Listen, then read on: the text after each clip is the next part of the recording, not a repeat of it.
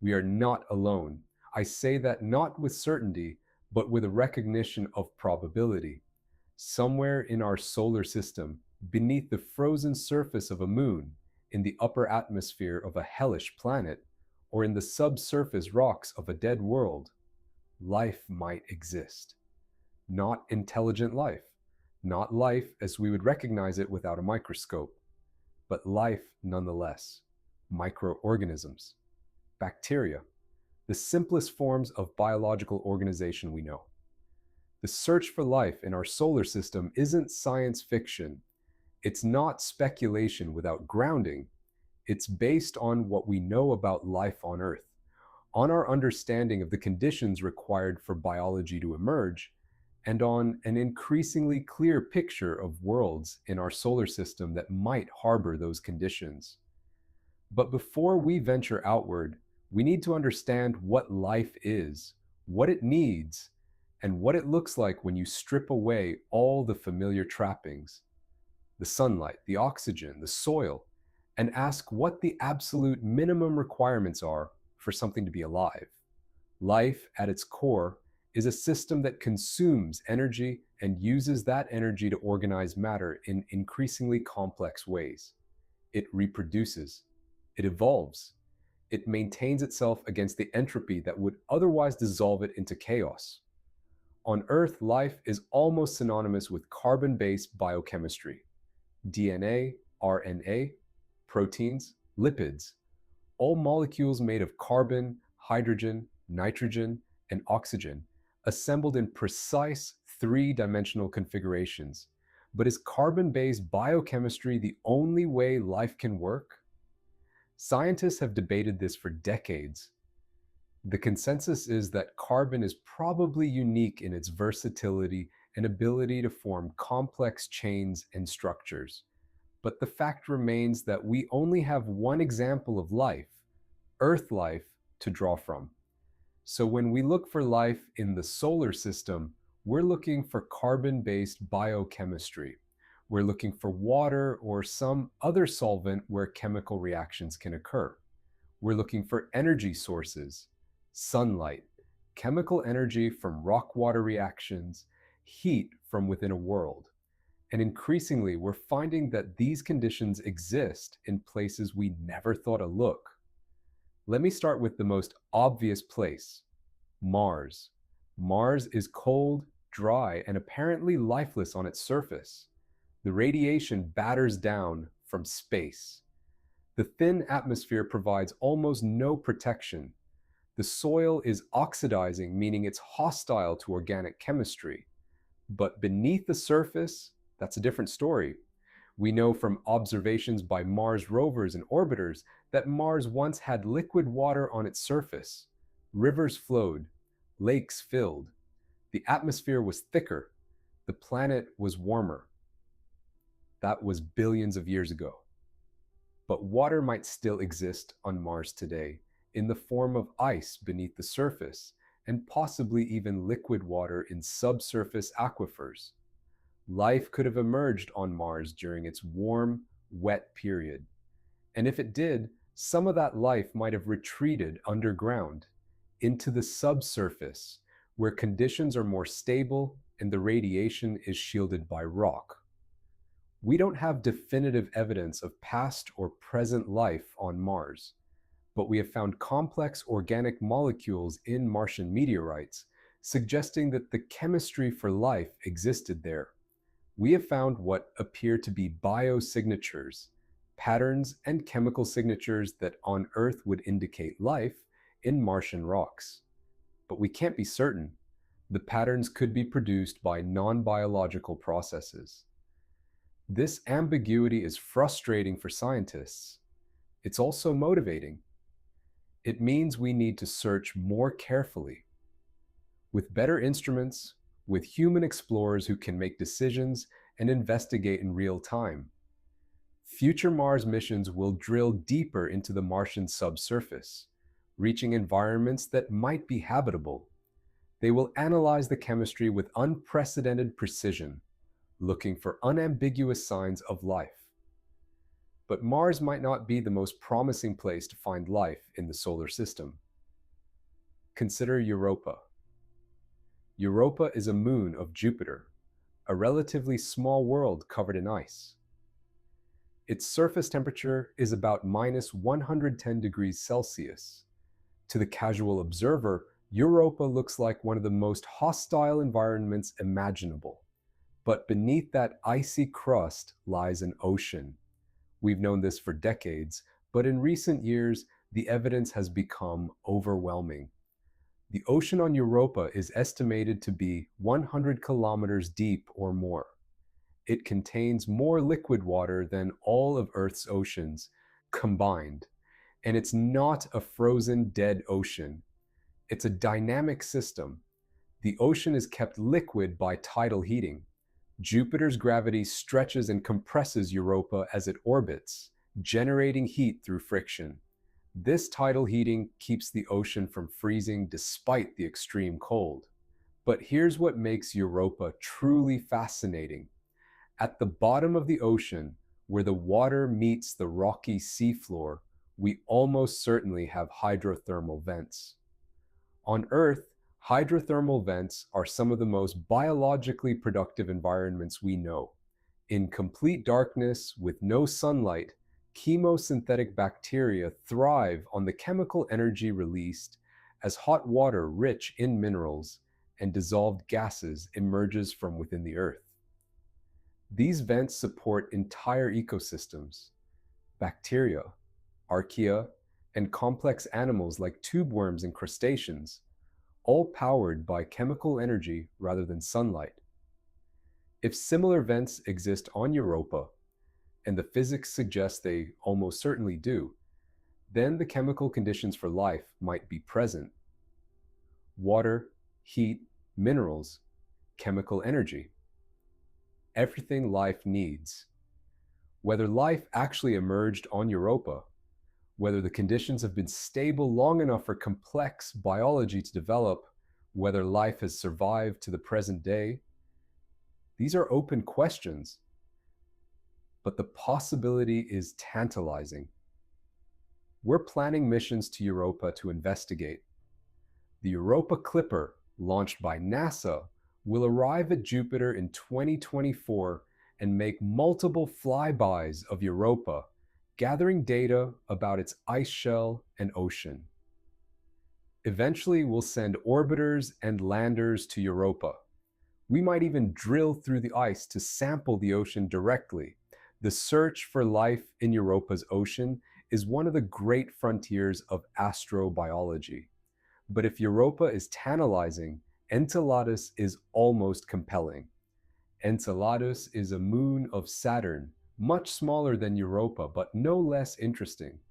Its surface is covered with ice, but unlike Europa's thick, solid crust, Enceladus has features that suggest its icy shell is actively exchanging material with the ocean beneath. In 2005, the Cassini spacecraft detected geysers erupting from Enceladus's south polar region. These geysers shoot water, organic compounds, and salts high into space. By analyzing the composition of these geysers, we can directly sample the ocean beneath the ice without drilling. The geysers tell us that the ocean on Enceladus contains dissolved salts, suggesting interaction between water and rock. They contain organic compounds, the building blocks of life. They contain hydrogen gas, which on Earth is produced by reactions between water and minerals. All of the chemical ingredients for life seem to be present on Enceladus, and they're being actively exchanged between the ocean and space, where Cassini could sample them. Enceladus might be the most accessible place to search for life in the solar system. We don't need to drill through kilometers of ice. We just need to collect samples from the geysers. Future missions to Saturn, the successor to Cassini, will continue this investigation. A mission called Orbiter and Lander for investigating the habitability of Enceladus, OLE, has been proposed. There's also a concept called Enceladus Life Finder, ELF, that would specifically search for biosignatures in the geyser samples. The possibility of detecting life in Enceladus's geysers in the coming decade or two is very real. Then there's Titan. Titan is Saturn's largest moon, and it's unlike any other world we know. It has a thick atmosphere, thicker than Earth's, composed primarily of nitrogen. It has clouds and rain, though instead of water, the precipitation is liquid methane and ethane. On Titan's surface, there are lakes and seas of liquid hydrocarbons. The largest, Kraken Mare, is bigger than the Caspian Sea on Earth. The surface temperature is about minus 179 degrees Celsius. At this temperature, water ice is as hard as rock. Methane and ethane are liquid. For decades, scientists have wondered whether Titan could harbor life. Could there be biology based on methane as a solvent instead of water? Could there be organisms in Titan's hydrocarbon lakes? The chemistry is different from Earth, but not impossible. Methane-based life would operate at much lower temperatures and would have different biochemistry. But the fundamental principles, a system that consumes energy, maintains organization, reproduces, could still apply. The Huygens probe landed on Titan in 2005 and sent back pictures of a landscape that looked eerily familiar, dry channels that looked like riverbeds, a landscape that suggested past or present liquid flow. Beneath Titan's surface, there's probably a subsurface ocean of liquid water mixed with ammonia. This ocean is kept warm by tidal heating from Saturn, similar to Europa and Enceladus. So Titan has multiple potentially habitable environments: the methane lakes on the surface and the subsurface water ocean beneath. The Dragonfly mission, scheduled to arrive at Titan in 2034, will investigate this world in detail. It will land in different locations, sample the soil and atmosphere, and search for signs of life. Now let me talk about Venus. Venus is often thought of as completely lifeless, a hellish world with surface temperatures hot enough to melt lead, atmospheric pressure 90 times that of Earth, and clouds of sulfuric acid. The surface of Venus is indeed hostile to any life we know. But high in Venus's atmosphere, about 50 kilometers up, the conditions are surprisingly mild. The temperature is about room temperature. The pressure is similar to Earth's sea level. And in these upper cloud layers, there are pockets of liquid water. Complex organic chemistry is happening in these clouds. In 2020, astronomers detected phosphine in Venus's atmosphere. On Earth, phosphine is associated with biological processes. It's produced by bacteria. The presence of phosphine in Venus's atmosphere was controversial and has been debated, but it raises the possibility that microbial life could exist in Venus's upper atmosphere. The idea of living organisms floating in the clouds might sound like science fiction, but consider that on Earth we have drifting microorganisms, spores and bacteria that float in the atmosphere. It's not implausible that similar organisms could exist in Venus's clouds, riding the circulation patterns that cycle the atmosphere. A mission to Venus's atmosphere would be relatively straightforward. Send a probe that floats in the clouds, samples the air, and searches for biosignatures. Such missions have been proposed. The possibility of life in Venus's clouds is speculative, but it's grounded in science. Now let me talk about the foundation of all this speculation: extremophiles on Earth. Extremophiles are organisms that thrive in environments that would kill most life. They're found in boiling water, in the deep ocean, in Antarctica, in acid, in salt, in places where we didn't think life could exist. The discovery of extremophiles has revolutionized our understanding of where life can exist. When I was growing up, we thought life needed sunlight, moderate temperatures, liquid water, and organic-rich environments. Extremophiles broke all these assumptions. Thermophiles live in boiling water around hydrothermal vents and hot springs, thriving at temperatures above 100 degrees Celsius. Psychrophiles live in ice and cold water, thriving at temperatures far below freezing. Halophiles live in salt-saturated environments, thriving where the salinity would desiccate most organisms. Acidophiles live in highly acidic environments, thriving in conditions that would dissolve most biochemistry. Alkaliphiles live in highly alkaline environments. Piezophils live under extreme pressure in the deep ocean. Xerophils live in deserts and other dry environments, thriving where water is scarce. Radio-resistant bacteria like Deinococcus radiodurans can survive radiation levels that would kill humans thousands of times over. This bacterium can survive in nuclear reactors, harsh space conditions, and other high radiation environments. These extremophiles have fundamentally changed how we think about the conditions necessary for life. They've shown that life is far more adaptable than we thought. Many extremophils are single-celled organisms, bacteria or archaea. Some are more complex, like extremophilic fungi, and many extremophils use metabolic pathways that don't depend on sunlight. They get their energy from chemical reactions, chemosynthesis instead of photosynthesis. This is crucial for thinking about life in the solar system. Most of the places where we think life might exist, the subsurface of Mars, the oceans of Europa and Enceladus, the clouds of Venus, are not places where sunlight penetrates. They're dark, but extremophils show us that life doesn't need sunlight. Life can thrive in the dark, powered by chemical energy. This opens up the possibility of life throughout the solar system. Now let me talk about panspermia, the idea that life might travel between worlds. If life exists on one world, could it travel to another? Could microorganisms from Earth have been transported to Mars? Could life have originated on one world and seeded other worlds?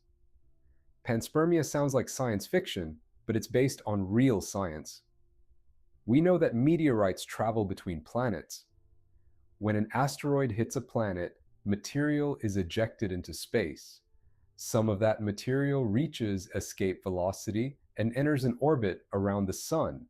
Some of that material eventually hits another planet. We have in our possession meteorites from Mars, rocks that were ejected from Mars by asteroid impacts, traveled through space for millions of years, and fell on Earth. If rock can travel from Mars to Earth, why can't microorganisms inside that rock travel as well? Studies have shown that some bacteria can survive the vacuum of space for extended periods. Some can survive extreme radiation. Spores of bacteria can survive even more extreme conditions. It's plausible that a meteorite containing bacterial spores could travel from Mars to Earth or from Earth to Europa and deliver living microorganisms. This has profound implications. If life originated on Earth and was transported to other worlds via meteorites, then any life we find elsewhere in the solar system might be our cousins. It might share the same origin, or life might have originated on Mars when it was warmer and wetter, and then been transported to Earth, giving rise to all life on our planet. Or life might have originated on Europa or Enceladus and been transported here. The origin of life is one of the great mysteries of science.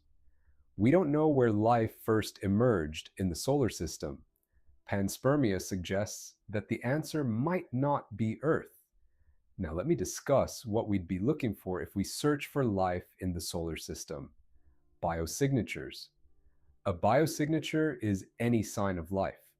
It could be a living organism, a fossil, chemical evidence of life, genetic material, anything that indicates that life exists or existed.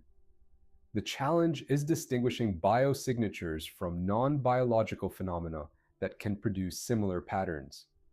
For example, methane in an atmosphere could be produced by biological processes or by geological processes like volcanic outgassing.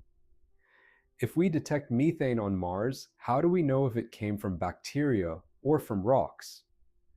Scientists have developed frameworks for evaluating potential biosignatures. A true biosignature needs to meet several criteria. It should be difficult or impossible to produce through non-biological means. It should be something that life would produce in abundance. It should be something we could plausibly detect with our instruments. It should be consistent with the environments we think life could survive in.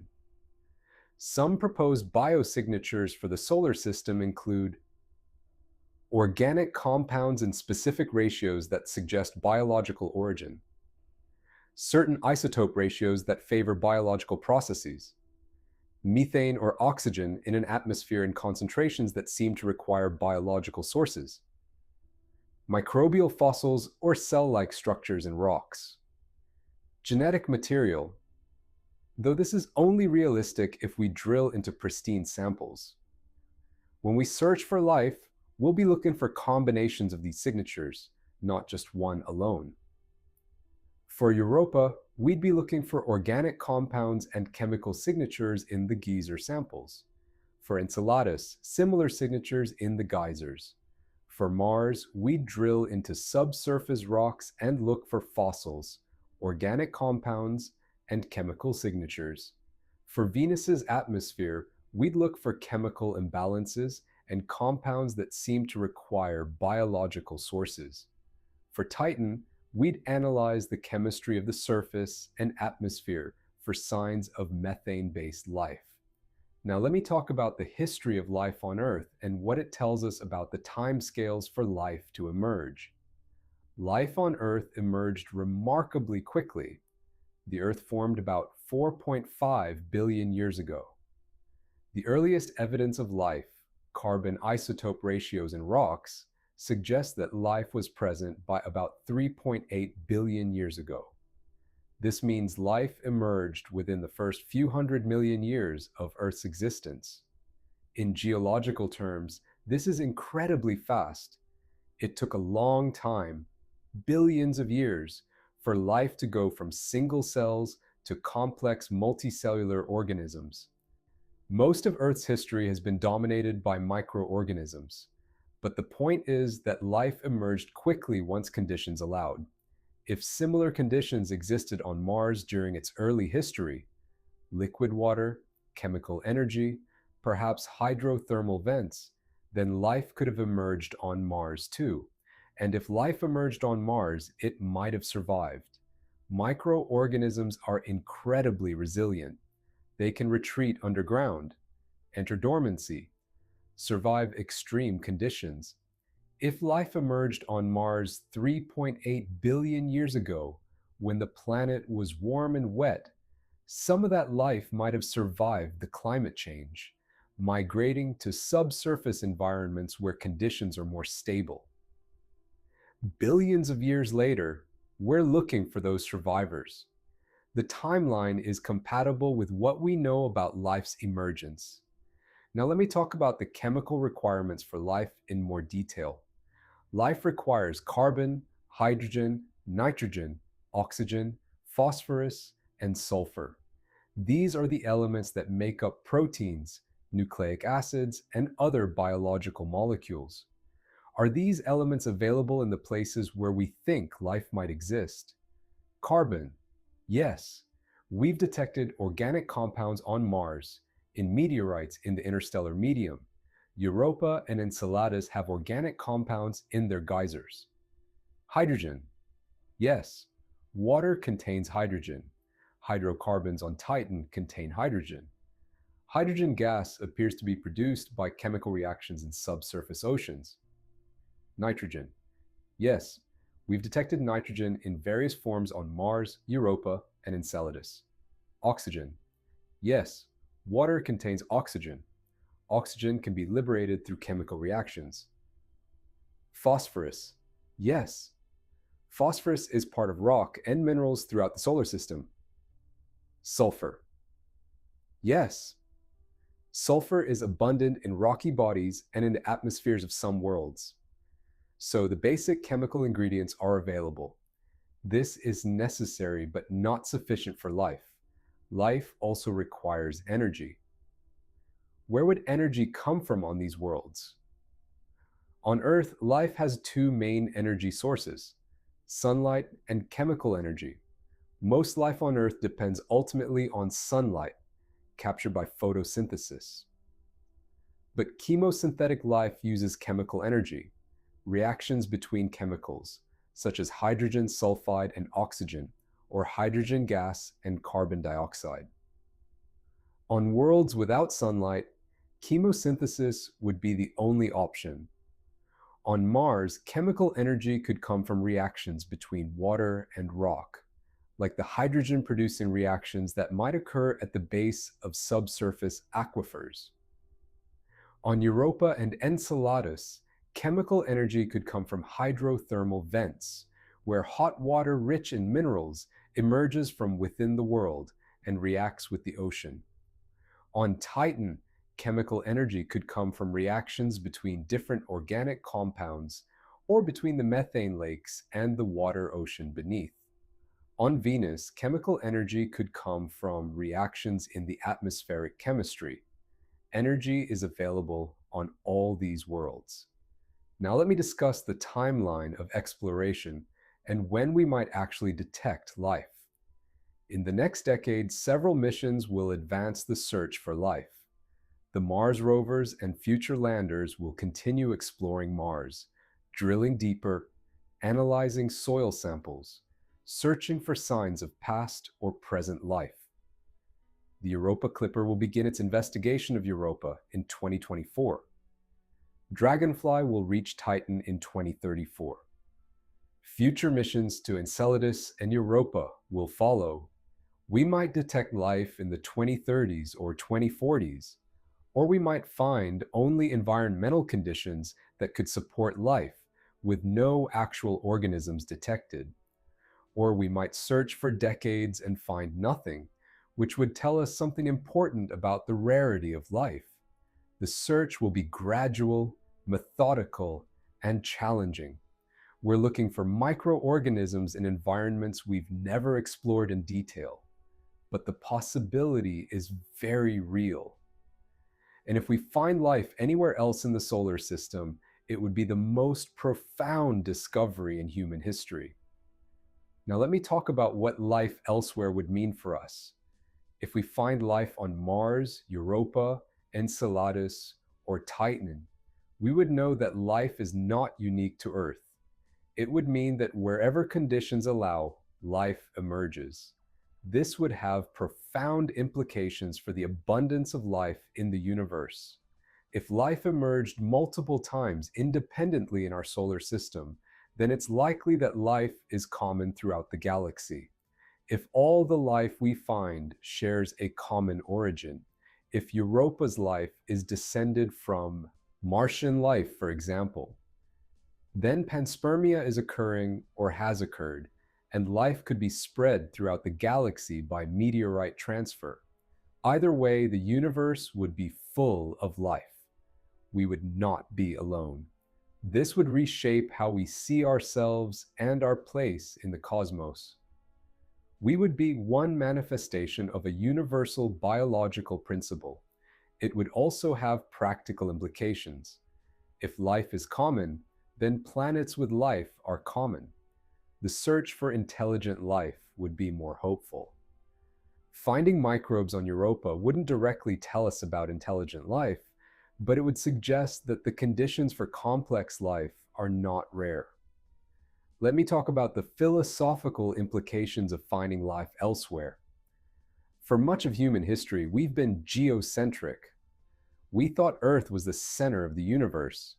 We thought we were unique, special, the only place where life could exist. Science has gradually displaced this view. We learned that Earth is not the center of the universe. We learned that Earth is a typical rocky planet around a typical star. And increasingly, we're learning that Earth is not the only place where life can exist. Life is not a rare accident. It's a natural consequence of chemistry and physics. If we find life elsewhere in the solar system, we complete this displacement of human uniqueness. We're not a special case. We're an example of a general principle. This is both humbling and exhilarating.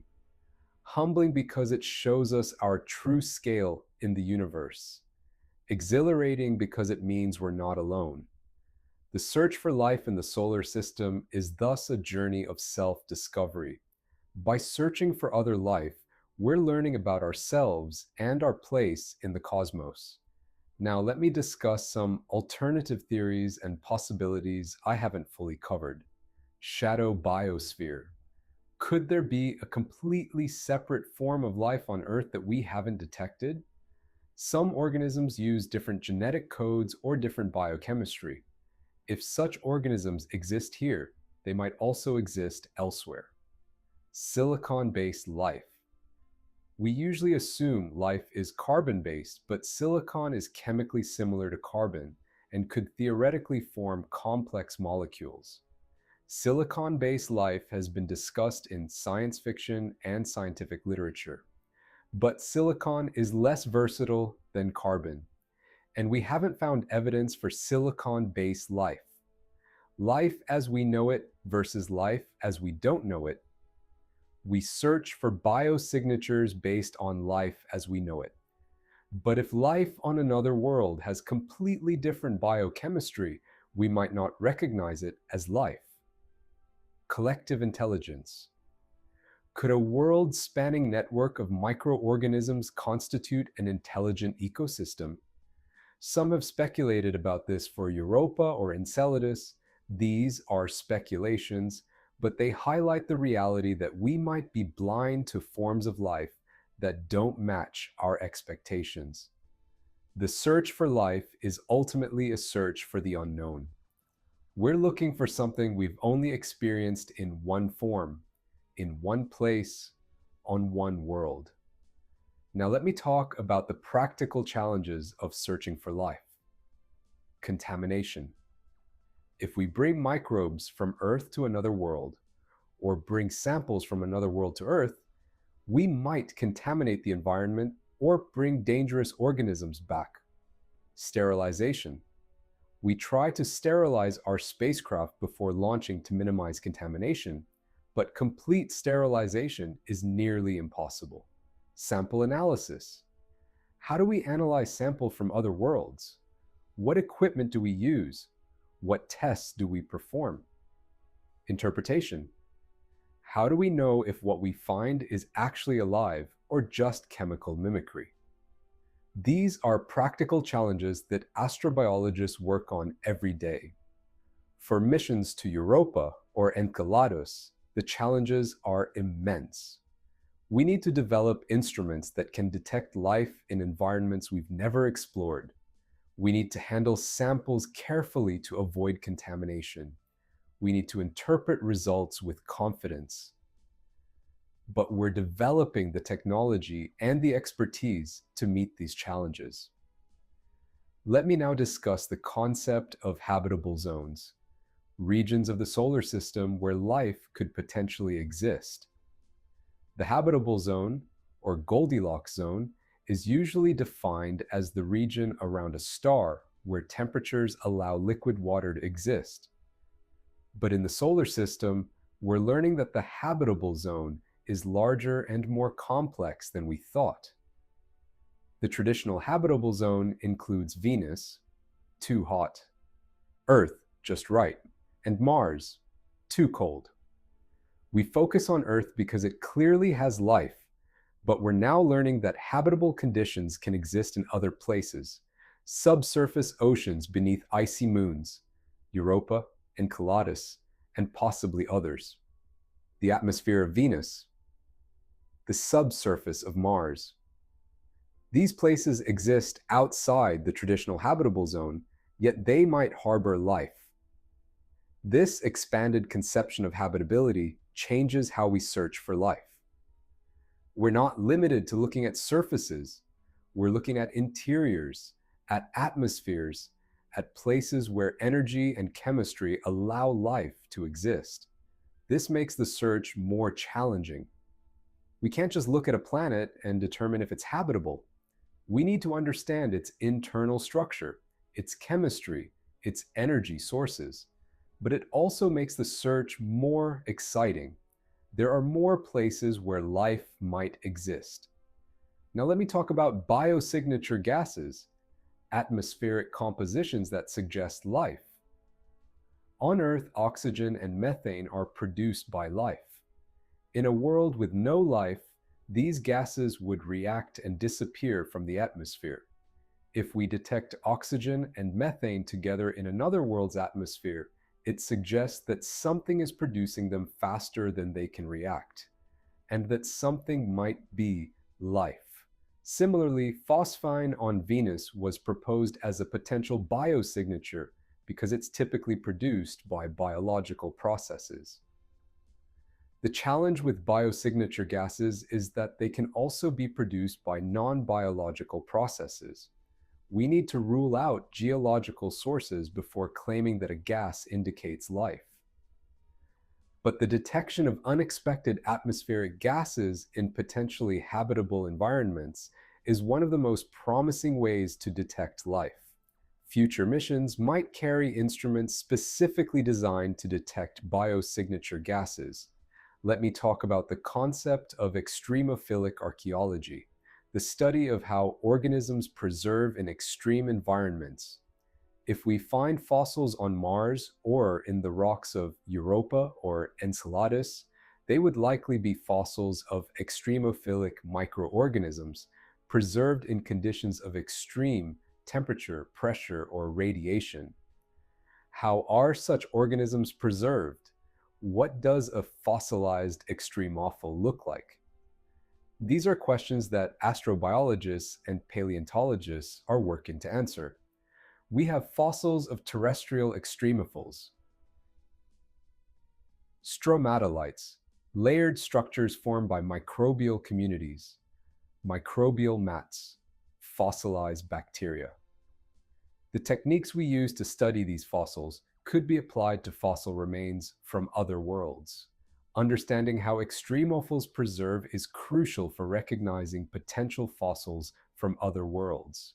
Now let me discuss the possibility of life in the comets and asteroids themselves, not just on the planets and moons.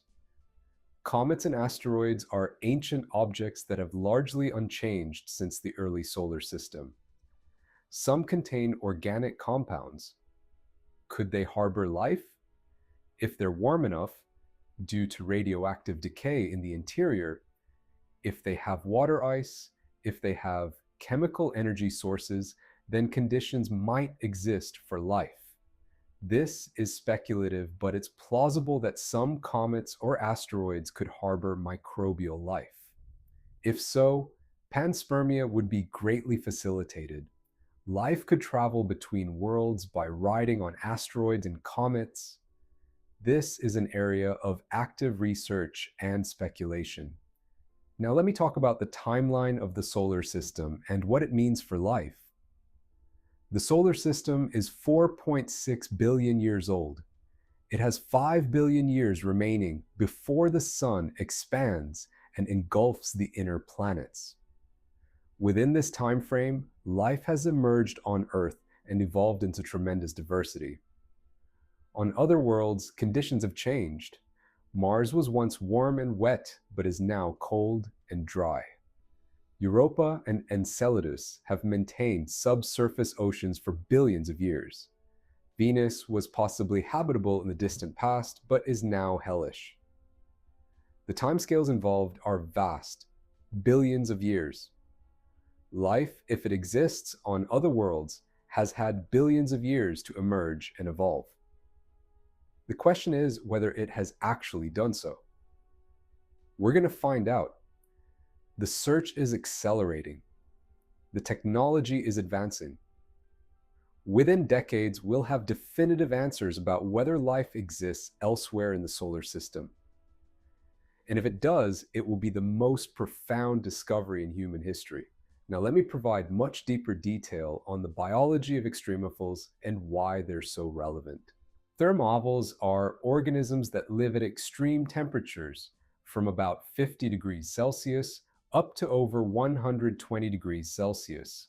Some species of Pyrolobus fumarii can survive at temperatures exceeding 113 degrees Celsius. How do their proteins and cells survive such heat? Thermophilic proteins have different structures than those of normal organisms. They're more stable, with stronger bonds and more compact folding. Thermophiles also produce heat shock proteins that protect other proteins from degradation. The membranes of thermophilic cells are composed of different lipids than those of normal organisms. These lipids have different structures that allow them to remain fluid at high temperatures while still forming a functional barrier around the cell. Enzymes in thermophiles work at temperatures where the enzymes of normal organisms would denature and cease functioning. This allows thermophiles to perform all the chemical reactions of life at temperatures that would be lethal to us. On Europa or Enceladus, if hydrothermal vents exist, they would create high-temperature regions where thermophilic organisms could thrive. The vents would be sources of chemical energy, heat, and minerals. Thermophilic extremophiles would be ideal candidates for life in these environments. Psychrophiles, conversely, are adapted to extreme cold. Some psychrophiles can survive at temperatures approaching absolute zero in laboratory conditions. Psychrophilic bacteria have been found in Antarctic ice that has been frozen for hundreds of thousands of years. Psychrophilic cells have different membrane compositions, different proteins, and different metabolic rates compared to normal organisms. Psychrophilic proteins don't become brittle and inactive in the cold like normal proteins do. Their structure allows them to maintain function at low temperatures. Psychrophilic organisms often have slower metabolic rates than warm-adapted organisms. They divide more slowly and consume energy more slowly, but they still perform the basic functions of life. On Mars, if life exists, it would almost certainly be psychrophilic. The subsurface temperatures on Mars range from a few degrees Celsius down to well below freezing, depending on depth and location. Organisms similar to psychrophiles found in Arctic permafrost could potentially survive in Martian subsurface environments. Halophiles are organisms adapted to high salinity. The Dead Sea has a salinity about 10 times that of ocean water. Halophiles thrive there. Some halophilic archaea can survive in saturated salt solutions where even the most extreme halophiles would die. These organisms produce salt-like compounds inside their cells to maintain osmotic balance with the hypersaline environment. The subsurface oceans of Europa and Enceladus are believed to be salty, much like Earth's oceans, but with different salt compositions. Halophilic organisms could potentially thrive in these environments. Acidophiles and alkaliphiles are organisms adapted to extreme pH. Some acidophiles can live in pH 0 to 1 solutions, as acidic as battery acid. Some alkaliphiles can live in pH 12 to 13 solutions.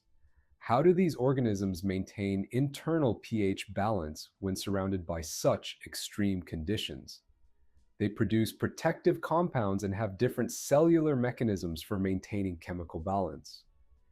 These adaptations show the remarkable plasticity of life. Life isn't confined to narrow ranges of pH, temperature, or salinity. Life adapts. Now let me talk about extremophiles in space. We know that some extremophiles can survive in space conditions: extreme radiation, extreme cold, vacuum. Experiments have shown that certain bacteria and their spores can survive exposure to space-like conditions in the laboratory. They can survive radiation levels far exceeding what organisms normally encounter. They can survive extreme cold and vacuum for extended periods. The tardigrade, water bear, a microscopic animal, is famous for its ability to survive space conditions. Tardigrades can enter a state called cryptobiosis, where they lose most of their water and their metabolism shuts down. In this state, they can survive extreme conditions that would kill normal organisms. If microbes or tardigrades were somehow transported to space, on a meteorite, for example, they could potentially survive the journey and arrive alive at another world. This is crucial for panspermia. It shows that microorganisms don't have to be killed by the journey through space. They can potentially survive it. Now let me talk about the chemical basis of extremophile adaptation in more detail. Osmolytes are compounds that organisms produce to maintain osmotic balance. These include sugars like trehalose, alcohols like glycerol, and amino acids. Extremophiles produce high concentrations of specific osmolytes that allow their cells to maintain water balance despite extreme osmotic stress. Protective proteins are another mechanism. Heat shock proteins, for example, are produced by organisms under thermal stress. These proteins bind to other proteins and prevent them from unfolding or aggregating. Different extremophiles produce different protective proteins adapted to their specific environment. Pigmentation is another adaptation. Some extremophiles produce pigments that protect against radiation. These pigments absorb harmful UV radiation and convert it to heat, protecting the cell's DNA. Some extremophiles produce purple pigments, orange pigments, or black pigments depending on the radiation environment they're adapted to. DNA repair is enhanced in many extremophiles. They have multiple redundant DNA repair mechanisms that allow them to survive high levels of radiation that would damage DNA. The bacterium Deinococcus radiodurans, which can survive radiation levels 1,000 times higher than those lethal to humans, has multiple genome copies and extremely efficient DNA repair. All of these adaptations show that the basic machinery of life, DNA, RNA, proteins, cell membranes, can be modified and optimized for extreme environments. Life is flexible and robust. Now let me discuss hydrothermal vents in much more detail, since they're proposed as the most likely places for life to exist beyond Earth. Hydrothermal vents form where hot water containing dissolved minerals and gases emerges from within a planetary body. On Earth, vents occur at mid-ocean ridges where tectonic plates separate.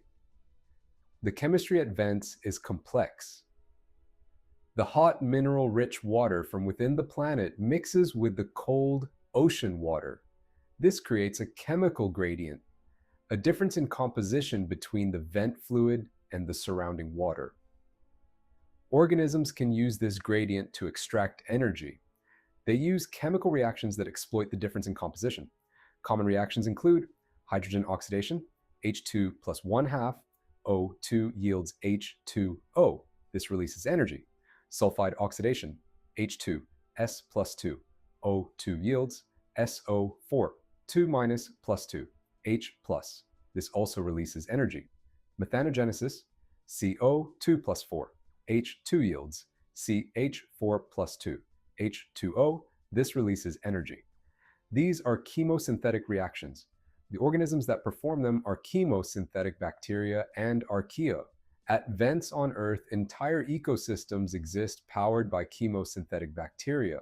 There are specialized bacteria that oxidize hydrogen sulfide, producing the chemical energy that powers the ecosystem. These bacteria are consumed by other organisms, specialized mussels, clams, and crustaceans that harbor the bacteria in their tissues. The food web extends from the chemosynthetic bacteria upward through various predators. All of this happens in complete darkness with no sunlight, powered entirely by chemical energy from the vent.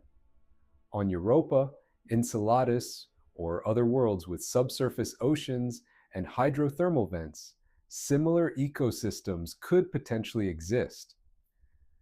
We don't know if they actually do, but the chemical conditions seem similar enough to Earth's vents that chemosynthetic life could exist there. Now let me talk about the origin of life and how it might occur on other worlds. The origin of life remains one of science's great mysteries. We know life exists. We know the conditions under Earth's early atmosphere weren't conducive to complex chemistry, yet life emerged anyway. One theory is that life originated at hydrothermal vents. The chemical gradients and the abundant minerals and dissolved gases would provide ideal conditions for complex chemistry. Another theory is that life originated in shallow pools or tidal zones where water would concentrate organic compounds and subjected them to UV radiation, which could drive chemical reactions. A third theory is that life originated in or near volcanoes, where heat and minerals catalyzed complex chemistry. We don't know which, if any, of these theories is correct, but they all share the property that they rely on chemical energy and complexity emerging from non-biological processes.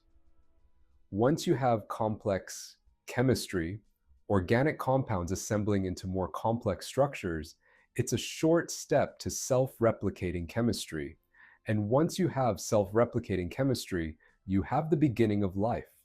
The key insight is that the origin of life doesn't require anything miraculous or special.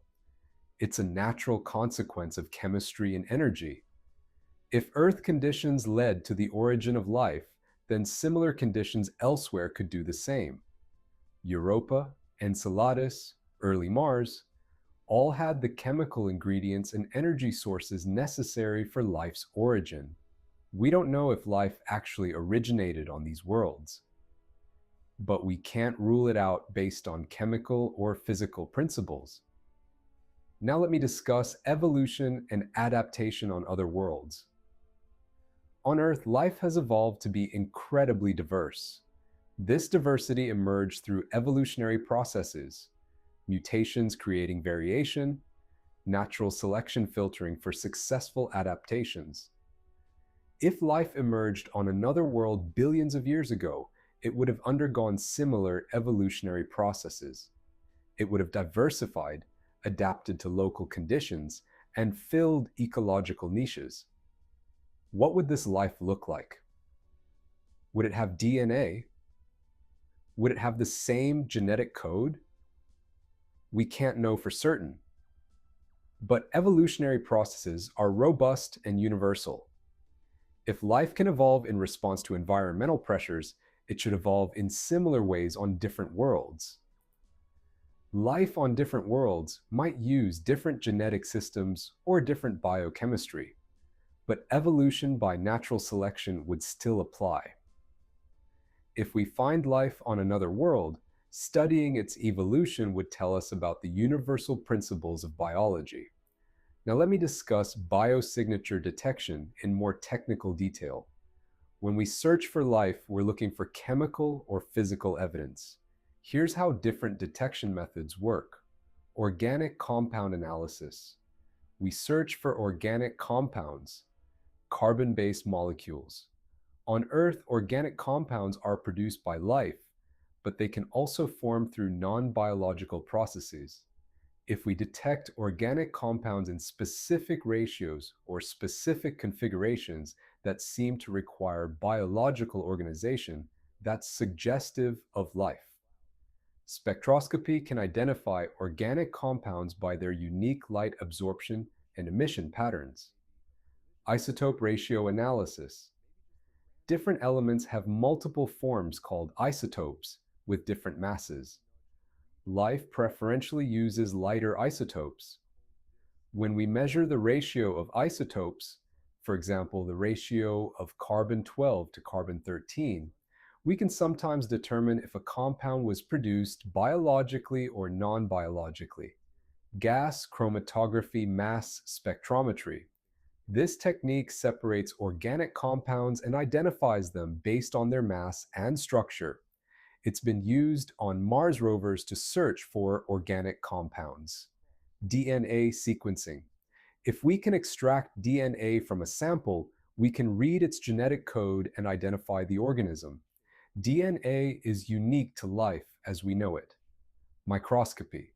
We can look for cell-like structures, hollow spheres, organized patterns, structures that seem too organized to be random. Culturing. We can try to culture microorganisms from samples, grow them in laboratory conditions, and observe them reproducing. These methods, used in combination, give us powerful tools to detect life. Now let me talk about the false positive problem, detecting things that seem like life but aren't. One risk in the search for life is false positives, finding something that looks like biosignature but is actually a non-biological process mimicking life. For example, certain minerals can form crystal structures that look like fossils. Certain chemical reactions can produce organic compounds that seem to indicate life. To avoid false positives, scientists use multiple lines of evidence. We don't trust a single biosignature. We look for combinations of evidence that together make a convincing case. If we find organic compounds and chemical imbalances in the atmosphere, and structures that look like fossils, and isotope ratios consistent with life, that's a stronger case than any single indicator alone. This is why the search for life is so rigorous and requires such careful analysis. Now let me discuss the resources and energy economy of potential life in the solar system. On Earth, photosynthetic life uses sunlight to power the synthesis of organic compounds. These compounds store energy that can be used by other organisms. On worlds without sunlight, life must use chemical energy. Let's think through the economics of different potential chemosynthetic reactions. On Europa, if hydrogen is produced by reactions between water and rock, and if oxidizing compounds are available in the ocean, then a chemosynthetic ecosystem could extract energy from hydrogen oxidation. The energy yield from hydrogen oxidation is smaller than from solar energy capture, but it's still significant. An organism could maintain itself and reproduce using this energy source. On Enceladus, similar chemistry is possible. The geysers are bringing up hydrogen-rich material, suggesting that hydrogen production is occurring. On Mars, if subsurface life exists, it might use reactions between water and rock to extract energy, or it might use radiolytic oxidants, oxidizing compounds produced by radiation breaking down water. On Titan, if life exists in the methane lakes, it might use reactions between organic compounds, or if life exists in the subsurface water ocean, it might use similar chemistry to Europa and Enceladus. The point is that chemical energy is available on all these worlds. Life doesn't need sunlight. It needs energy and chemical reactions, both of which are abundant throughout the solar system. Now let me discuss the rate of evolution and how it depends on environmental conditions. On Earth, evolution occurs relatively rapidly in stable environments and can occur more slowly in harsh environments. Extremophilic microorganisms often have slower reproduction rates than normal microorganisms. This means evolution proceeds more slowly. But over billions of years, even slow evolution can produce tremendous diversity. On Mars, if life emerged 3.8 billion years ago when the planet was warm and wet, then billions of years have passed. Even slow evolution could produce significant diversity and adaptation. On Europa and Enceladus, if life emerged and has been present for billions of years, significant evolution could have occurred. We don't know how much diversity or complexity might have evolved on these worlds, but time and evolution are powerful forces. Now let me discuss the possibility of multicellular life on other worlds. On Earth, multicellular life emerged after billions of years of microbial life. Multicellular organisms are more complex, but they're also more fragile and have higher energy requirements. In stable environments with abundant energy, multicellular life could potentially emerge on other worlds. But in harsh, energy-limited environments, microbial life might remain the dominant form. If life exists on Europa, Enceladus, or Mars, it might be microbial, simple, single-celled organisms. Or, if conditions and time have allowed, it might be more complex. We don't know. But we should remain open to the possibility of diversity in the forms that life might take on other worlds. Now let me talk about the concept of life as we don't know it. We search for biosignatures based on life as we know it, carbon-based, DNA, / RNA-based, protein-based biochemistry. But what if life on another world is fundamentally different? What if it uses silicon instead of carbon, or uses different genetic material, or has completely different biochemistry? We might not recognize such life as alive. We might pass right by it without noticing. This is a humbling thought for astrobiologists. We're searching for one particular form of life when other forms might exist. Some scientists have proposed that we need to be more open-minded, more willing to consider alternative forms of life. Others argue that carbon-based life is so unique in its versatility that it's the most likely form to emerge on other worlds. Either way, we should remain aware of the limits of our search. We're looking for something specific, and if life is truly alien, we might not recognize it. Now let me discuss the concept of panspermia in much more detail. Panspermia is the idea that life spreads between worlds through space. There are different versions. Lithopanspermia: microorganisms are transported in rocks ejected from planets. A meteor impact ejects material into space.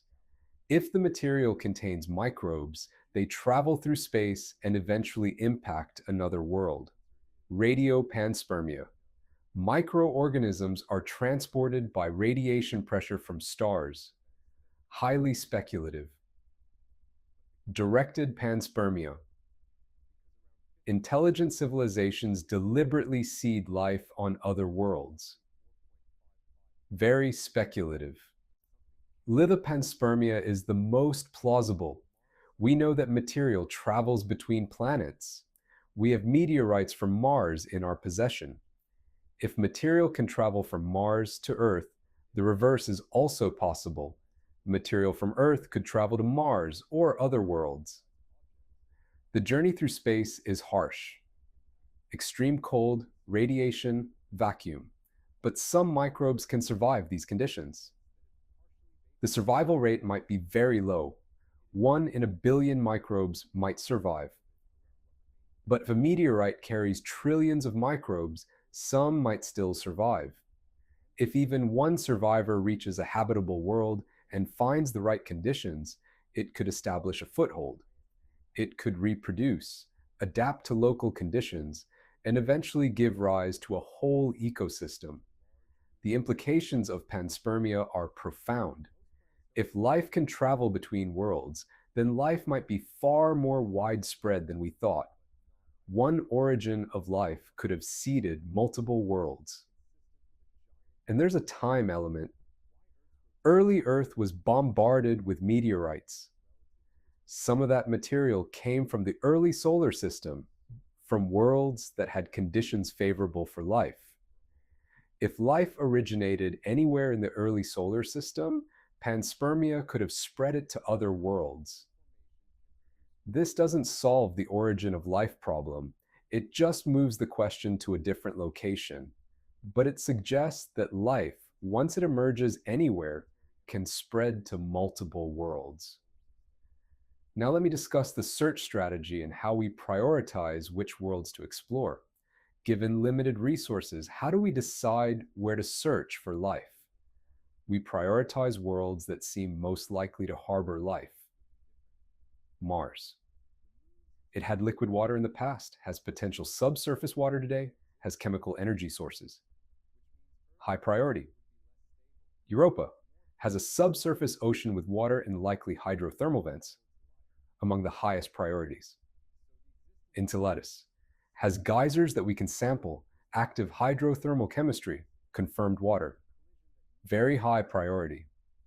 Titan has multiple potentially habitable environments, methane lakes and subsurface water ocean. High priority. Venus has potentially habitable atmospheric layers. Lower priority, but worth investigating. Other moons. Moons of Jupiter and Saturn beyond Europa and Enceladus might have subsurface oceans. Medium priority. We focus on places where we think conditions are best for life. But we should also explore unexpected places because life might exist in conditions we don't think are hospitable. The search is ongoing and will continue for decades or centuries. Now let me talk about the public perception of the search for life. The search for extraterrestrial life captures public imagination. There's fascination with the idea that we might not be alone. But public understanding is often filtered through science fiction and speculation. Many people think we're searching for intelligent beings or alien civilizations. In reality, most astrobiologists are focused on the search for microbial life. That's more realistic and more likely to succeed. Finding microbes on Europa would be just as profound as finding intelligent aliens, even if it doesn't capture the imagination as much. The public engagement with this search is important. It drives funding. It inspires young people to pursue careers in science, and it reminds us of our shared interest in understanding our place in the universe. Let me provide an in-depth look at Mars's potential for hosting life past and present. Ancient Mars, during the Noachian period 3.8 billion years ago, was fundamentally different from today. We have evidence from orbiter imagery and rover observations that Mars had. Flowing water. River channels, deltas, and evidence of lakes indicate that water flowed across the Martian surface. Thicker atmosphere. Geological evidence suggests Mars once had a denser atmosphere, possibly with greenhouse gases that kept the planet warm. Stable temperatures. With a thicker atmosphere and greenhouse gases, early Mars could have been warm enough for liquid water to persist on the surface. Hydrothermal systems. In the subsurface, the combination of water, heat, and minerals would create hydrothermal vents similar to those on Earth. This ancient Mars looked remarkably like early Earth. It had the conditions for life to emerge. If life emerged on Mars during this period, it would have faced a crisis billions of years ago when the climate changed. Mars lost most of its atmosphere to space. The planet cooled. Liquid water disappeared from the surface. But life is resilient. Some Martian organisms might have survived by retreating underground. In the subsurface, conditions are more stable. Water persists in subsurface aquifers. Heat from the planet's interior provides warmth. Rocks and water create chemical energy through hydrochemical reactions. If Martian life survived the climate change, it might still exist in these subsurface environments today. This is the scenario astrobiologists are investigating with Mars rovers and the upcoming human missions. We're drilling deeper, analyzing subsurface samples, searching for the descendants of ancient Martian life. Will we find it? We don't know. But the possibility is scientifically grounded and worth investigating. Now let me discuss the specific chemistry of Mars in more detail. The Martian soil is oxidizing, containing perchlorates and other oxidizing compounds. This is hostile to organic chemistry and would preserve rather than destroy any organic compounds present. Mars rovers have detected organic compounds in Martian rocks, confirming that the chemistry for life exists or existed there. The rovers have also detected methane spikes in the Martian atmosphere at certain locations. Methane is produced on Earth by biological processes, though it can also have geological origins. The source of the methane on Mars is unknown. It could be biological. It could be geological. The uncertainty is tantalizing. Below the surface, where radiation is shielded by rock, the Martian subsurface is more hospitable. Organic compounds would be preserved rather than destroyed. Subsurface microbes would have access to water, heat, minerals, and chemical energy.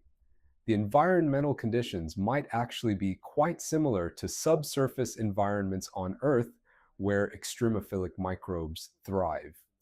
Now let me talk about Europa's ocean chemistry in more detail. Europa's subsurface ocean is believed to contain about 100 kilometers of liquid water, more than all Earth's oceans combined. The composition of the ocean is not precisely known, but it's likely similar to Earth's oceans: salty water with dissolved minerals and gases.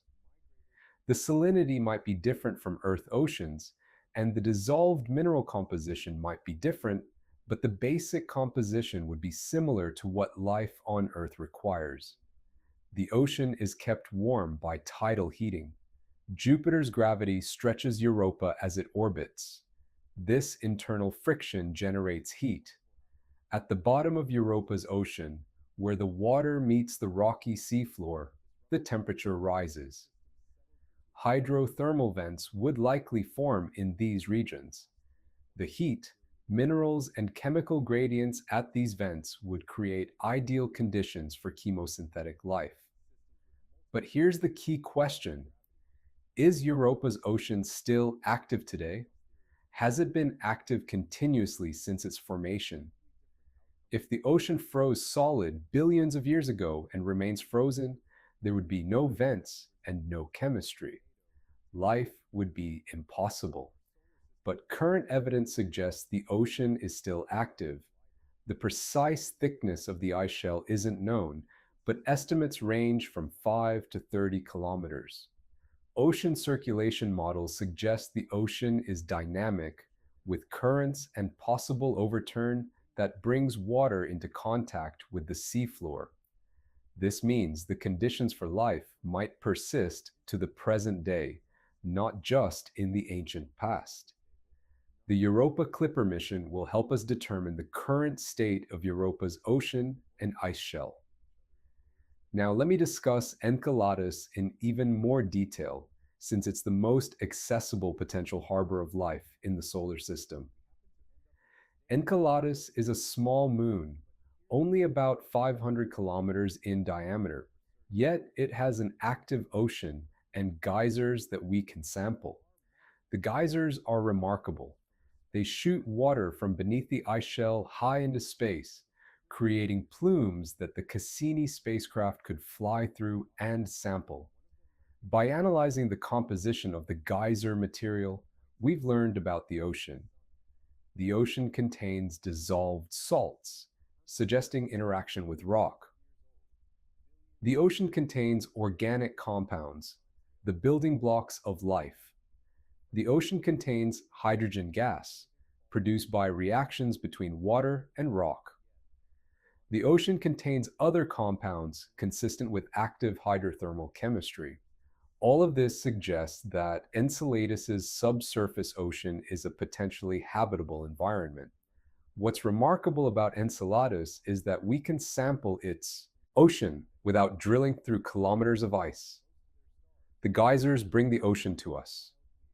Future Enceladus missions might involve probes that fly through the geysers and collect samples, land on Enceladus and sample the geyser spray, analyze the chemistry in detail, search specifically for biosignatures. If we're going to find life in the solar system in the coming decades, Enceladus might be where we find it. Now let me discuss Titan's potential for life in much more detail. Titan is the only moon with a dense atmosphere. This atmosphere shields the surface from radiation and allows complex chemistry. The atmosphere is primarily nitrogen, like Earth with methane. On Earth, methane is a greenhouse gas. On Titan, methane is common and plays a role in atmospheric chemistry. The surface is cold, minus 179 degrees Celsius. At this temperature, water ice is solid and methane is liquid. Titan has lakes and seas of liquid methane and ethane in its polar regions. The largest, Kraken Mare, is comparable in size to the Caspian Sea. Could life exist in these methane lakes? Methane-based life would be fundamentally different from water-based life. Instead of lipid membranes floating in water, it might have different molecular structures floating in methane. Instead of DNA/RNA, it might have different genetic material that's stable in methane. Instead of proteins, it might have different macromolecules with different structures. The chemistry would be cooler and slower than Earth chemistry. Reactions would proceed more slowly at Titan's temperatures, but thermodynamically it's possible. Chemical reactions could occur. Energy could be extracted. Self-replicating chemistry could emerge.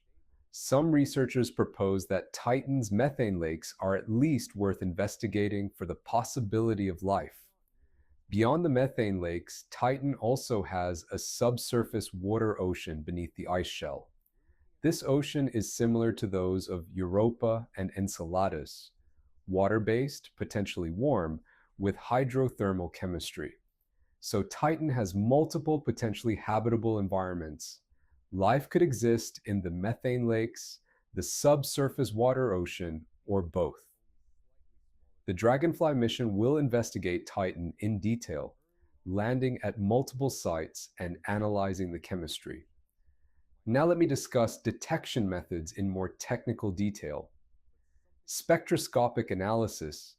Different chemicals absorb and emit light at different wavelengths.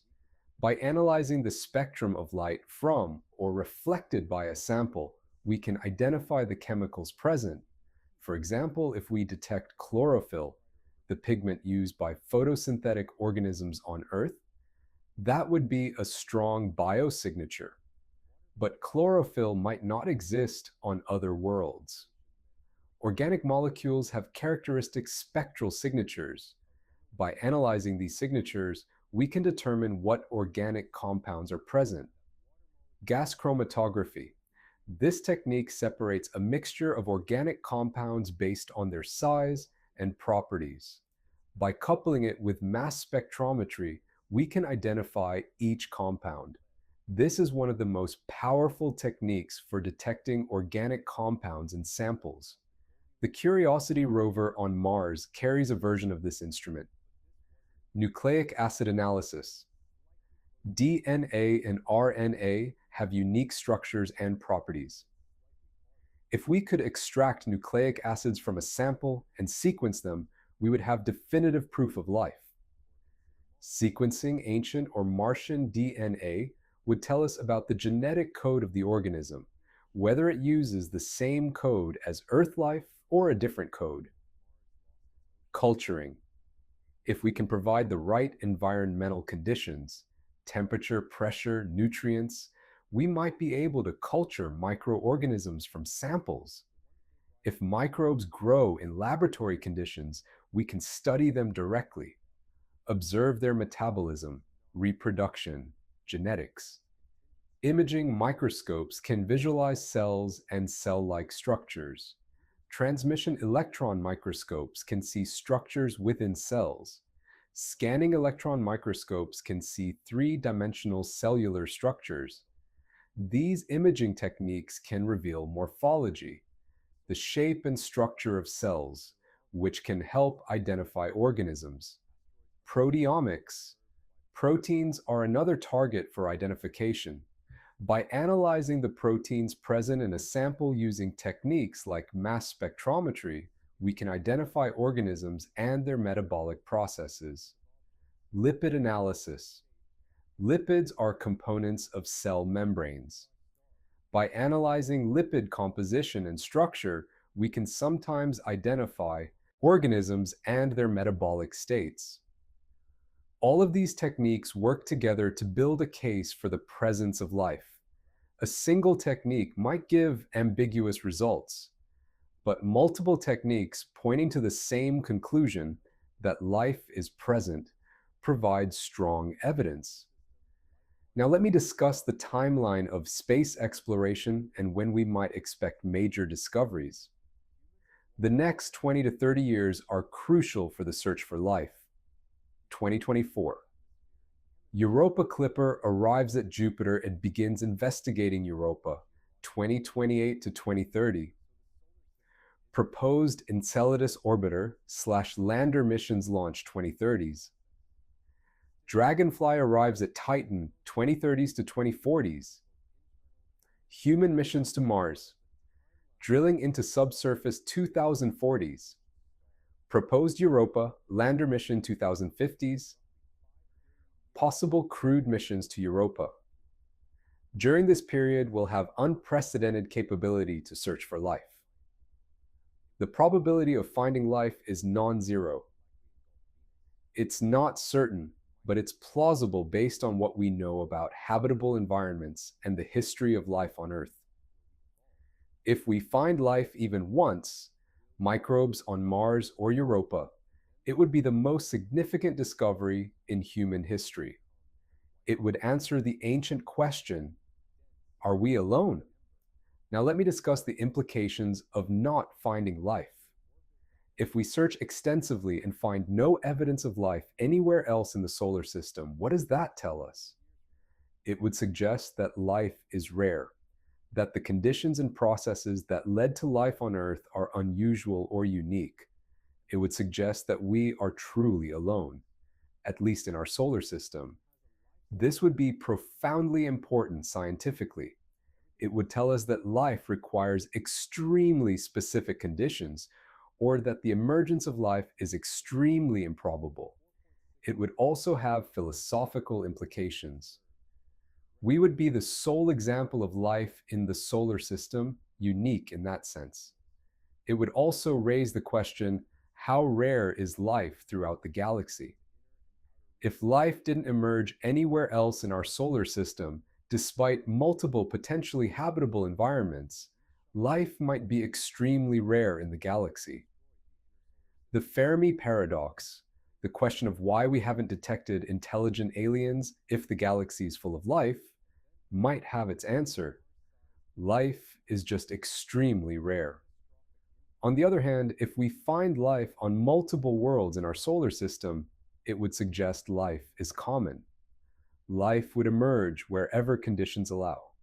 That would have different implications. The galaxy might be teeming with life. Either way, the search for life in the solar system will answer fundamental questions about life's prevalence in the universe.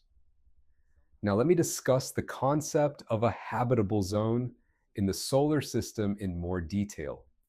Traditionally, the habitable zone is defined as the region around a star where temperatures allow liquid water. In our solar system, this includes Venus, too hot, surface temperature over 400 degrees Celsius. Earth, just right, liquid water on surface, life exists. Mars, borderline, could have liquid water in the past, some subsurface water today. Beyond Mars, temperatures drop and the traditional habitable zone is left behind. But we've learned that habitable doesn't just mean the temperature is right on the surface. Subsurface habitability. Beneath the surface of planets and moons, temperatures can be warmer. Subsurface oceans can exist on icy moons. Subsurface aquifers can exist on Mars. Atmospheric habitability. Some worlds with harsh surfaces might have habitable atmospheric layers, like Venus. Thermal energy habitability. Worlds far from the sun, but with internal heat sources, might still be habitable. By expanding our definition of habitable, we expand the number of potentially life-harboring worlds in the solar system. This fundamentally changes our search strategy and our expectations. Now let me discuss microbial mats and how they might appear on other worlds. On Earth, microbial mats are layered communities of microorganisms that exist in various environments, in hot springs, salt marshes, underwater environments. These mats consist of different layers of different types of microorganisms, each exploiting a specific environmental niche. The structure of a microbial mat reflects the chemistry of the environment, oxygen gradients, light penetration, chemical composition. If life exists on Mars or another world, it might form similar communities. The fossilized remains of these communities might be visible in rock. We've used microbial mats as analogs to search for ancient life on Earth. We can apply the same techniques to search for life or fossil life on other worlds. Microbial mats would create distinctive patterns in rock, layering, coloration, chemical signatures. These patterns are among the things Mars rovers and future landers will search for. Now let me discuss the challenge of interpreting ambiguous evidence. In the search for life, we face a fundamental problem: ambiguity. A chemical signature might indicate life, or it might indicate a non-biological process that happens to produce a similar signature. Organic compounds suggest life, but organic compounds can also form through non-biological processes. A fossil-like structure might be a fossilized organism, or it might be a mineral structure that happens to look like a cell. How do we resolve this ambiguity? Scientists use the principle of parsimony. The simplest explanation that fits the evidence is usually correct. If we find organic compounds, it could be life. But if we can explain them through non-biological chemistry, maybe there's no life. But if we find organic compounds in patterns and ratios that seem to require life to explain, and if we find complementary evidence from multiple independent lines of investigation, then the case for life becomes stronger. The key is multiple lines of evidence. No single test is definitive, but multiple tests pointing in the same direction provide conviction. This is why the search for life is so rigorous. We need to be certain before we claim we've found it. Now let me discuss the possibility of a second genesis, life originating independently on multiple worlds. If life emerged on Earth, could it also have emerged independently on Mars, Europa, or Enceladus? The answer is almost certainly yes, if conditions were similar enough and time was available. Life emerged on Earth within the first few 100 million years. If other worlds had similar conditions, life could have emerged there too. But here's the interesting question. If life emerged multiple times independently, would the different origins of life be distinguishable? If all life on Earth uses DNA and the same genetic code, that's because all life on Earth shares a common ancestor. But if life emerged independently on Mars, it might use completely different genetic material and a different genetic code, or it might converge on similar solutions. DNA might be the best genetic material. The current genetic code might be the best code. We don't know. But finding life with different genetics than Earth life would be strong evidence of independent origin. Finding life with identical genetics to Earth life would support panspermia, the transfer of life between worlds. Either outcome would be scientifically fascinating. Let me discuss the concept of follow the water in the search for life.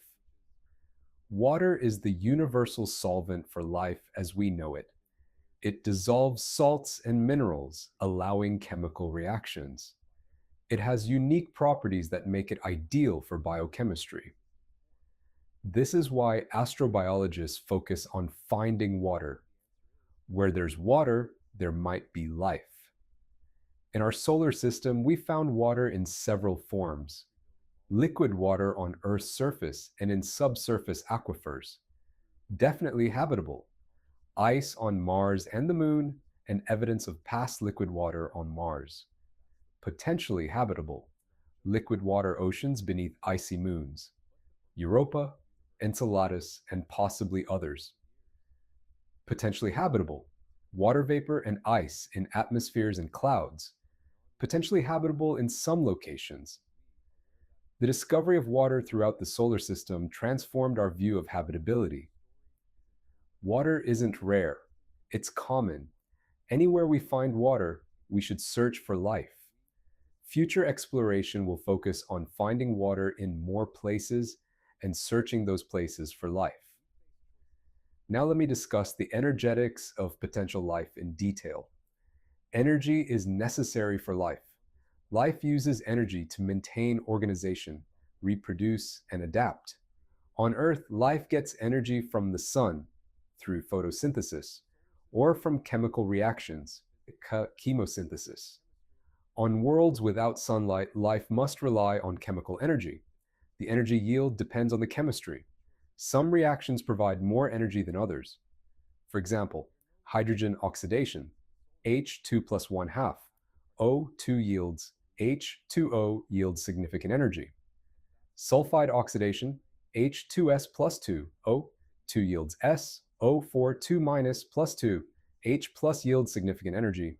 Methane oxidation, CH4 plus 2, O2 yields CO2 plus 2, H2O yields significant energy. Iron oxidation, Fe2 plus 1/4, O2 plus H plus yields Fe3 plus 1/2, H2O yields modest energy. On Europa, Enceladus, or Mars, these reactions might be available providing energy for life. The key is whether the necessary reactants, fuel and oxidant, are both available in the same location. If they're separated, no energy can be extracted. If they're brought together at hydrothermal vents or through chemical mixing, life could potentially thrive. Now let me discuss the role of magnetic fields in protecting life from radiation. Earth's magnetic field protects life from solar radiation and cosmic rays. Without it, radiation would sterilize the surface. Mars lost its magnetic field billions of years ago. This loss might have contributed to the loss of its atmosphere and the change to current conditions. Without a magnetic field, organisms on Mars would need to either live underground, shielded by rock, or have extreme radiation resistance. Europa and Enceladus might have weak magnetic fields, or their icy shells might provide some radiation shielding. Titan's thick atmosphere provides some radiation protection. Understanding radiation shielding is important for determining where life could survive on each world. Now let me discuss the concept of tidal heating in more detail, since it's crucial for Europa and Enceladus. Tidal heating occurs when an orbiting body is stretched and compressed by gravitational forces from its planet. As Europa orbits Jupiter, Jupiter's gravity pulls on Europa unevenly, pulling harder on the near side than the far side. This creates stresses that deform Europa and heat it through friction. Similarly, Enceladus is tidally heated by Saturn. The amount of tidal heating depends on the orbital eccentricity, how elliptical the orbit is, the size and mass of the planet, the distance from the planet, the internal structure of the moon. For Europa and Enceladus, tidal heating is sufficient to maintain liquid water oceans for billions of years. Without tidal heating, these oceans would freeze solid. Tidal heating might also apply to moons of other planets. If a moon has the right orbital and structural properties, tidal heating could keep an ocean liquid. This expands the number of potentially habitable worlds in the outer solar system. Now let me discuss chemical disequilibrium as a biosignature. In a world without life, chemistry tends toward equilibrium. Reactive compounds react until reaching a stable state. But life creates chemical disequilibrium. Organisms produce compounds that wouldn't naturally form. They maintain gradients that wouldn't naturally exist. For example, oxygen is produced by photosynthetic life on Earth. Without life, there would be no oxygen. Methane is produced on Earth by biological processes. Without life, methane would be rare. On another world, detecting chemical compounds that seem to be maintained by some active process rather than forming through passive chemistry could indicate life. On Venus, if we detect unexpected chemical imbalances, it might indicate life in the atmosphere.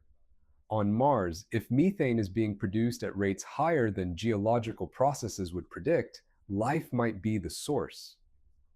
This principle of looking for chemical disequilibrium is one of the most promising ways to detect life remotely. Now let me discuss the concept of life finding its own level. Life on Earth has diversified to fill nearly every possible niche. Organisms have adapted to hot springs, Arctic ice, deserts, oceans, the atmosphere, and subsurface depths. If life exists on other worlds, it would similarly adapt to local conditions and fill available niches.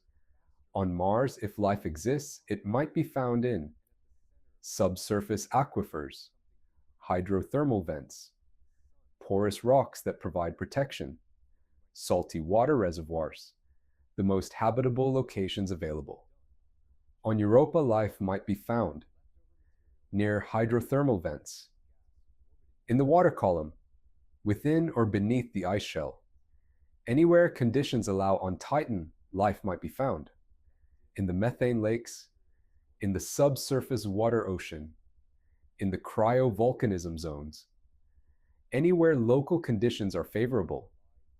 The point is that life, if it exists, will be found wherever the best available conditions are, not just where perfect conditions exist. This guides our search strategy. We should look in the most promising locations first, understanding that life might be concentrated in specific favored niches. Now let me discuss the concept of contingency in evolution. Evolution is path-dependent. Decisions made early in the evolution of life constrain future possibilities. On Earth, certain metabolic pathways evolved early and became fundamental to all life. The genetic code became standardized. The basic machinery of DNA/RNA/protein became universal. Had evolution taken different paths, life might look completely different. This raises the question, if life emerged independently on another world, would it converge on similar solutions or would it be completely different? Some features might be inevitable. The genetic code might be optimal, so different origins might converge. Other features might be contingent. The specific proteins and metabolic pathways might be arbitrarily chosen early and then constrained to follow that path. Finding life on another world would help us understand which features of life are inevitable and which are contingent. Now let me discuss the scientific standards for claiming to have found life. In science, claims require evidence. The bar for claiming to have found life is appropriately high. Before we announce we've found life, we need multiple independent lines of evidence, all pointing to life, careful elimination of non-biological explanations, peer review and scrutiny from the scientific community, reproducible results that other scientists can verify, historical precedent. There have been false claims of finding life or biosignatures. The ALH 84001 meteorite from Mars was initially claimed to contain fossils of Martian bacteria, but this interpretation was later rejected. Because of such past experiences, the scientific community is rightfully skeptical and demanding of evidence. This high standard is appropriate.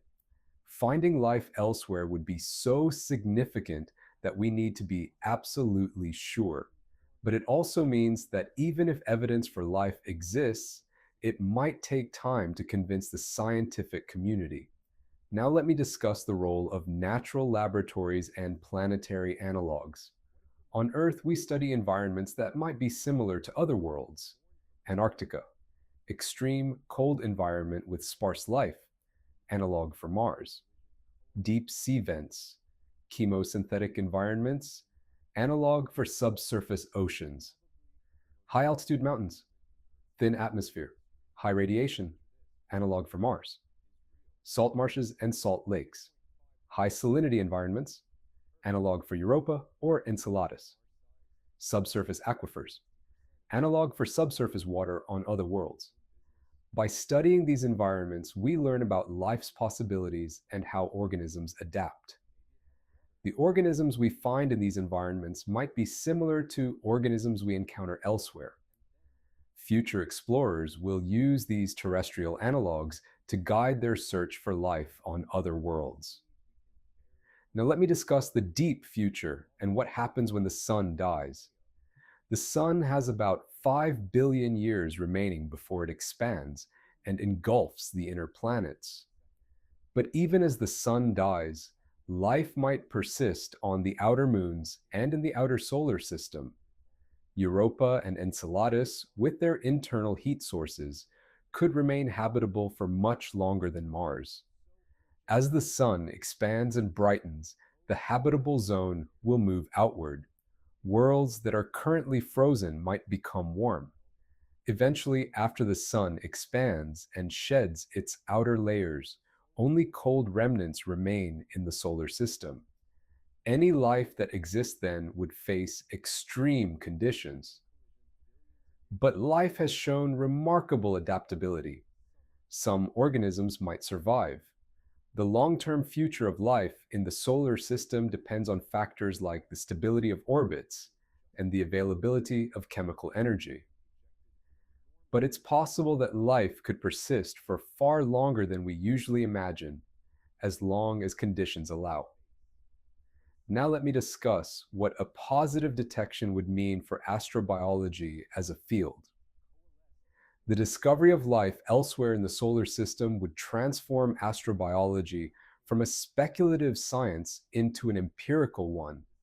Currently, astrobiology is based largely on theoretical work, simulations of early Earth, laboratory experiments on prebiotic chemistry, study of extremophiles on Earth. Finding actual life on another world would provide data from a second example. We could study this new form of life, compare its biochemistry to Earth life, understand how similar or different it is. We could ask questions like, is the genetic code universal or does it vary between independent origins? Are the basic biochemical pathways, central carbon metabolism, energy production, universal? What adaptations are unique to local conditions? How fast does evolution proceed in different environments? The answers would revolutionize our understanding of biology. Now let me discuss the role of spacecraft technology in the search for life. Without advanced spacecraft, remote sensing, and instrumentation, the search for life in the solar system would be impossible. The rovers on Mars carry sophisticated instruments, spectrometers, environmental sensors, drills that reach into the subsurface. The Cassini spacecraft at Saturn carried instruments that could sample the material in Enceladus's geysers directly. Future missions will carry even more advanced instruments, genetic sequencers capable of identifying DNA/RNA in samples high-resolution microscopes that can image single cells, sophisticated spectrometers that can identify complex organic molecules, drilling systems that can penetrate deep into subsurface environments, sample collection and containment systems that can prevent contamination. The technology is rapidly advancing. What seems impossible today might be routine in 20 years. This technological progress makes the search for life increasingly feasible. Now let me discuss the possibility of independent origins of life and what that would imply. If we find life on Mars and life on Europa, and these two life forms have completely different biochemistry, different genetics, different basic structure, that would indicate independent origins. That would mean life's emergence is not a unique accident. It's a natural consequence of chemistry given the right conditions. It would suggest that life emerges whenever and wherever conditions allow. By this logic, life should be extremely common throughout the galaxy and beyond. Every potentially habitable exoplanet would likely harbor life. The implications for the abundance of life in the universe would be profound. We would no longer be alone. We would be part of a cosmic community of living worlds. This would raise new questions. Is there intelligent life? Have civilizations emerged? Are we being observed? These are speculations based on a hypothetical finding, but they show how important a single discovery could be. Now let me discuss the preconditions for complex life to emerge. On Earth, complex multicellular life took billions of years to emerge after single-cell life. Several preconditions were necessary. Oxygen-producing photosynthesis to create an oxygen-rich atmosphere. Eukaryotic cells, complex cells with nuclei. Sexual reproduction, allowing genetic recombination and rapid evolution. Multicellular organization, cells working together.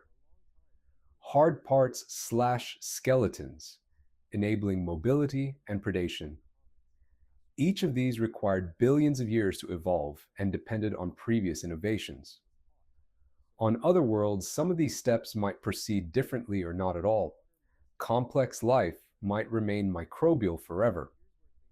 Or it might follow a path similar to Earth and eventually give rise to complex multicellular organisms. The question of whether complex life is common in the universe depends partly on whether these steps are inevitable or contingent. Now let me discuss the concept of biosignature gases and how they work. A biosignature gas is a gas that indicates the presence of life. On Earth, oxygen is a biosignature gas. Without photosynthetic life, there would be essentially no oxygen in our atmosphere. Methane is produced by biological processes on Earth, though it also has non-biological sources. If we detected oxygen and methane together in another planet's atmosphere, it would suggest life was producing them faster than they could react. For an exoplanet, detecting such biosignature gases would be strong evidence of life. We'd observe the atmosphere's spectrum and look for these gases. For worlds in our solar system, similar detection methods apply. The challenge is distinguishing biological from non-biological sources of these gases. On Mars, detected methane could be from geological processes or biological processes. We need more data to distinguish. On Venus, the chemistry is so complex that biosignature detection is challenging, but it's not impossible. Future missions will improve our ability to detect and distinguish biosignature gases. Now let me discuss the concept of microenvironments and microscale habitability. A microenvironment is a very small area with specific local conditions. A single grain of sand might have regions that are more hospitable than others. Beneath the sand grain might be protected from radiation. Inside small pores in the sand might be liquid water. Microorganisms could potentially thrive in these microscale habitats. On Mars, the surface is hostile to life, but beneath rocks, in cracks, in small pores, microenvironments might be habitable. On other worlds, microenvironments might exist in unexpected places. This suggests that even on seemingly harsh worlds, life might find a foothold in protected microenvironments. We should search not just for obvious habitats, but for these microscale refugia. Now let me discuss the search strategy for future missions. When we send spacecraft to search for life, what should we prioritize? Based on current understanding. First priority, subsurface sampling on Europa and Enceladus. The evidence for habitability is strong, and the environments are diverse. Second priority, deep drilling on Mars to reach subsurface aquifers. Mars's past habitability and potential present habitability make it promising. Third priority, Enceladus geysers sampling through future flybys. This is accessible without complex drilling. Fourth priority, Titan exploration. Multiple potential habitats and accessible surface sampling. Fifth priority, Venus upper atmosphere investigation. Lower priority, but worth investigation.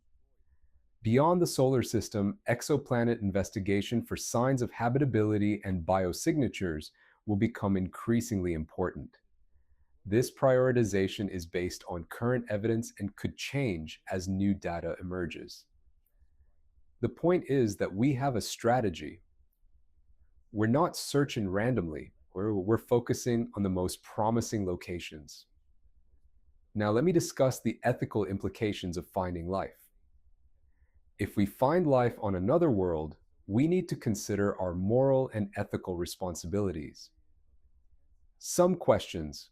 Should we preserve the life in its natural state, or should we study it? Should we contaminate it with Earth organisms, or keep it isolated? If the life is sentient or conscious, what rights does it have? Should we terraform worlds with life, or leave them as natural preserves? Do we have the right to consume or exploit alien life? These are not trivial questions. They involve ethics, philosophy, and practical policy. The scientific community and society as a whole will need to grapple with these questions if we find life. International treaties and agreements might need to be developed to govern interactions with extraterrestrial life. Finding life elsewhere, in addition to being scientifically revolutionary, would be ethically and philosophically significant. Now let me discuss the time scale of complexity in life's evolution. On Earth, the simplest forms of life, single-celled prokaryotes, emerged about 3.8 billion years ago. Complex cells, eukaryotes, emerged about 1.5 to 2 billion years ago. Multicellular life emerged about 600 to 700 million years ago. Complex multicellular life with hard parts, arthropods, fish, etc., emerged about 500 million years ago. Tetrapods, four-legged vertebrates, emerged about 300 million years ago. Mammals emerged about 220 million years ago. Primates emerged about 65 million years ago. Humans emerged about 3 million years ago. This timeline shows that complexity emerges gradually over vast timescales. If life on another world is billions of years old, significant complexity could have evolved. But if life emerged only recently, on geological timescales, it might still be microbial. The age of any life we find, combined with its complexity, would tell us about how quickly evolution proceeds in different environments.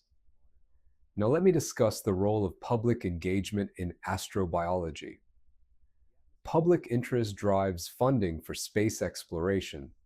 When people are excited about the search for life, governments are more likely to fund missions. Public engagement also inspires young people to pursue careers in science and exploration. The search for life captures public imagination in ways that other scientific endeavors don't. This is positive. Public excitement drives progress, but there's also a risk: unrealistic expectations. If every mission is billed as potentially finding life and we don't find it, public excitement can turn to disappointment. Scientists need to communicate clearly about the search for life, acknowledging both the promise and the uncertainty. Balanced communication helps maintain public interest and support while keeping expectations realistic. Finally, let me discuss the philosophical and spiritual significance of the search for life in the solar system. For thousands of years, humans have wondered if we're alone. This question has occupied philosophers, theologians, scientists, and ordinary people.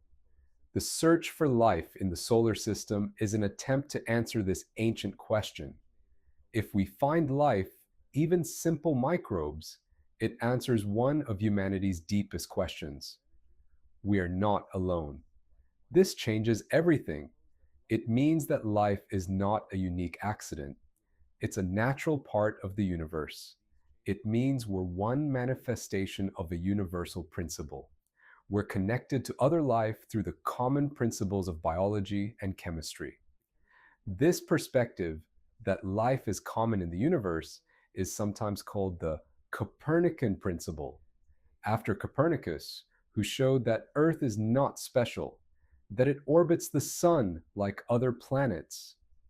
The search for life elsewhere in the solar system is a continuation of this process of displacement, realizing that we're not unique or special, but part of a larger cosmic reality.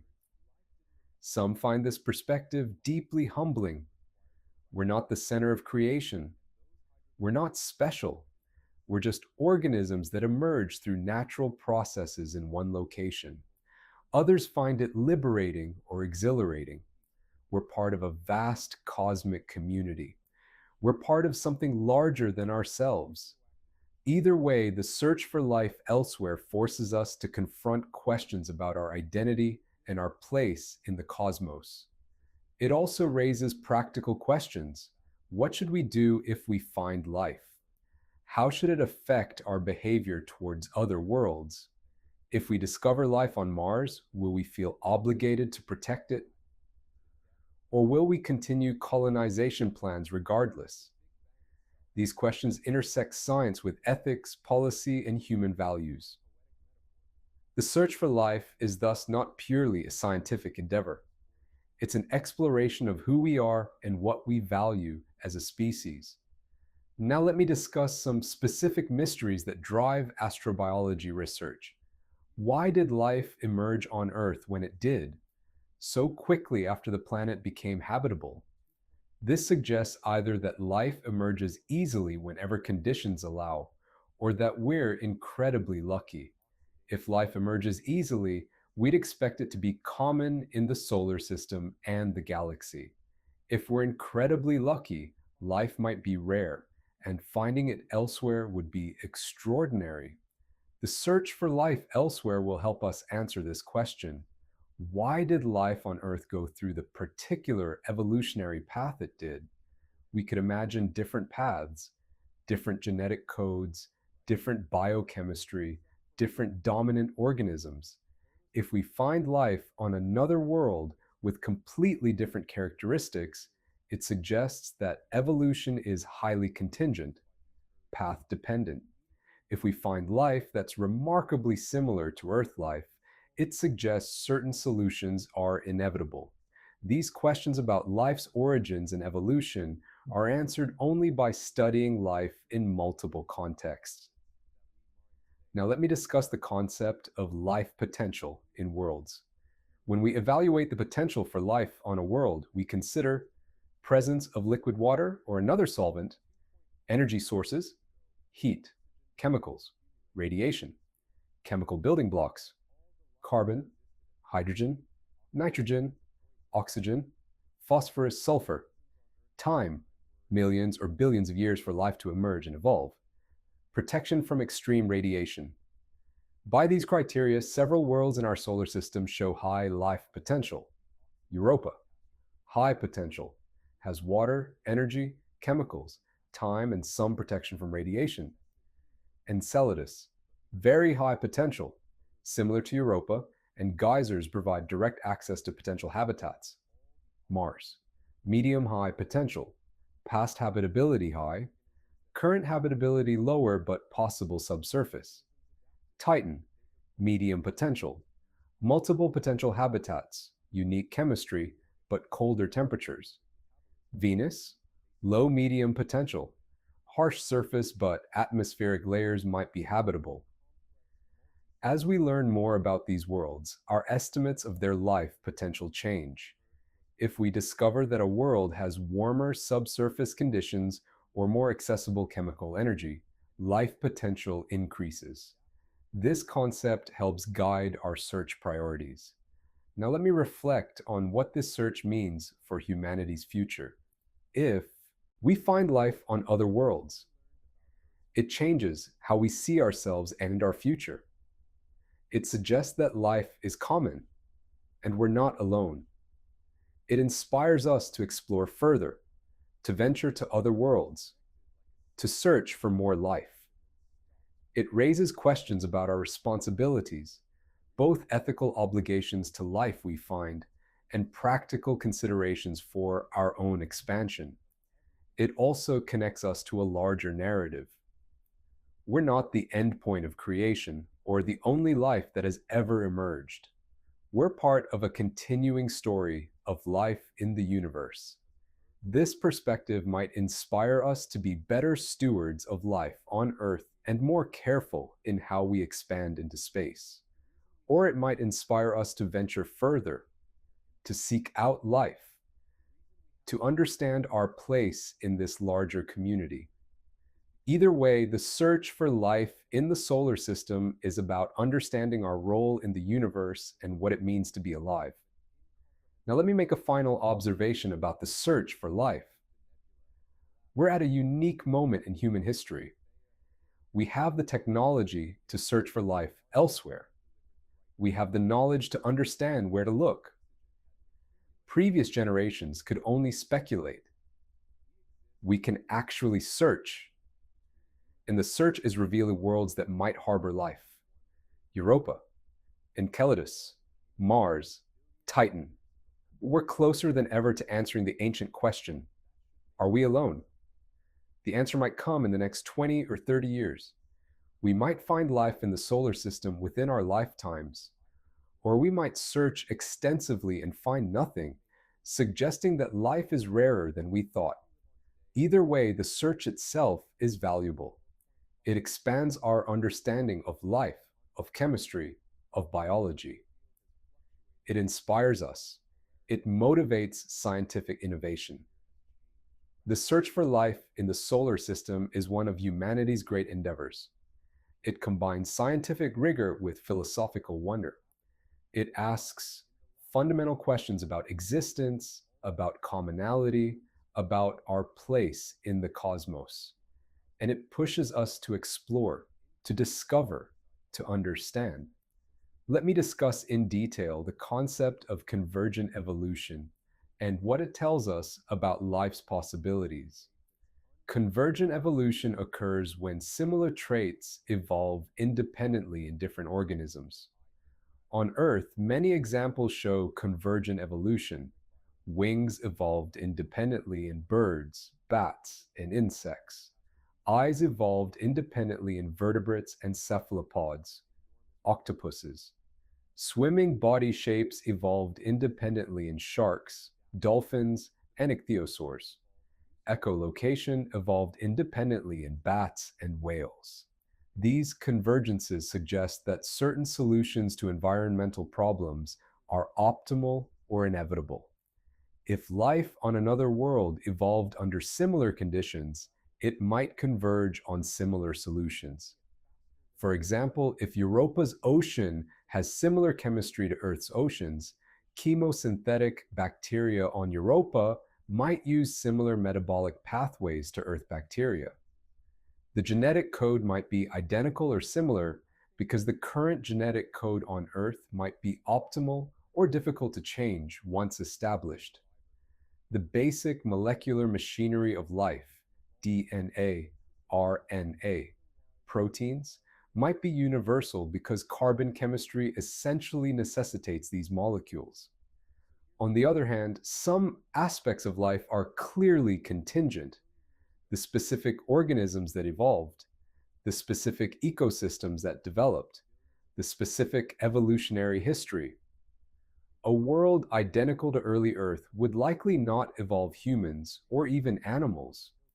It would evolve different organisms adapted to local history and conditions.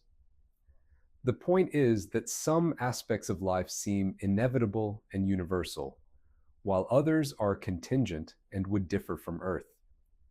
Studying life on another world would help us distinguish universal from contingent aspects of biology. Now let me discuss the challenges of bringing samples from other worlds back to Earth. If we collect samples from Mars, Europa, or elsewhere, bringing them safely to Earth is challenging. First, we need to prevent Earth contamination of the samples. We need to keep the samples pristine so we can study the actual organisms or organic compounds. Second, we need to prevent potential Martian or other organisms from escaping and contaminating Earth's environment.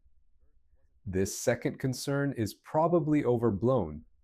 Any Martian microbes would be adapted to Martian conditions and would likely not survive Earth's environment. But the principle of planetary protection is important.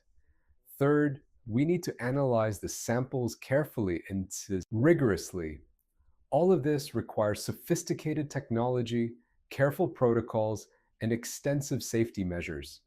Historically, moon rocks were brought back from Apollo missions and studied without causing contamination. We have experience with this, but Mars or Europa samples might be more challenging if they contain organic compounds that require special handling. The protocols for sample return missions are being developed now. Now let me discuss what we might learn from studying biosignatures in Martian rocks.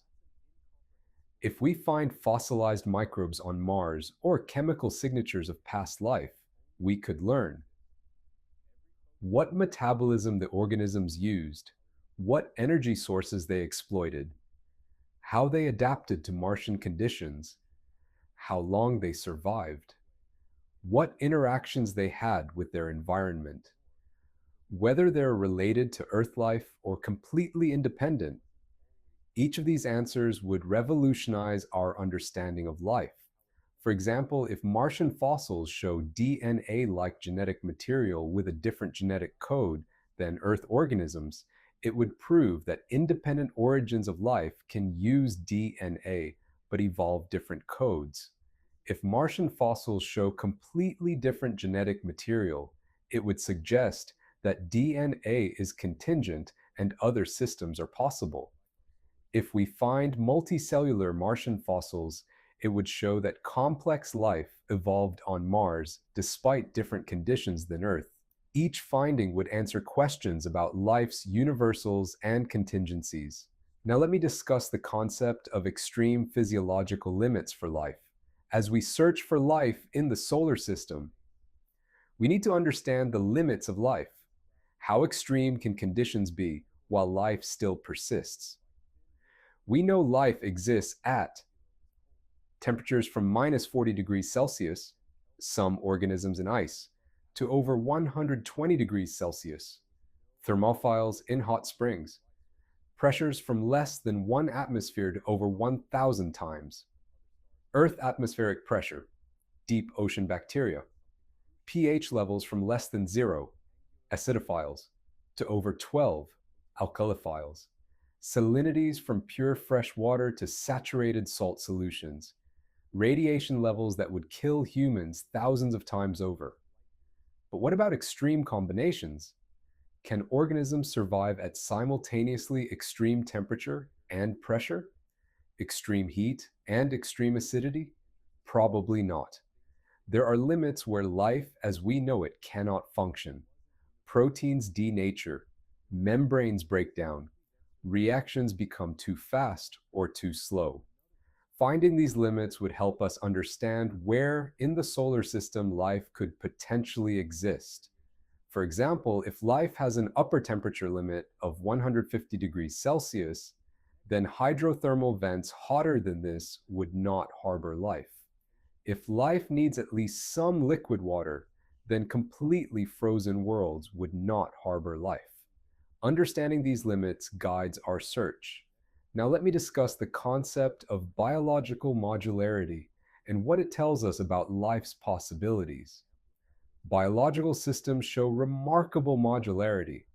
The same components are reused in different contexts. For example, the same gene can be used in multiple proteins.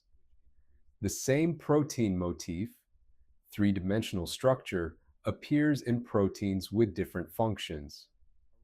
The same metabolic pathway operates in different organisms. This modularity suggests that certain components are particularly effective or versatile. Life might be modular for evolutionary reasons. Modularity allows efficient reuse of genetic and biochemical innovations. On another world, if similar evolutionary pressures exist, similar modularity might emerge. Conversely, if life evolves under completely different pressures, it might have different modularity or organization. Studying the modularity of life on another world would tell us whether modularity is universal or contingent. Now let me discuss the role of extremophiles in exploring unusual environments. Extremophiles on Earth have been used as models for life in extreme environments elsewhere. Research on thermophilic bacteria has informed us about what structures and chemistry could work in hot environments.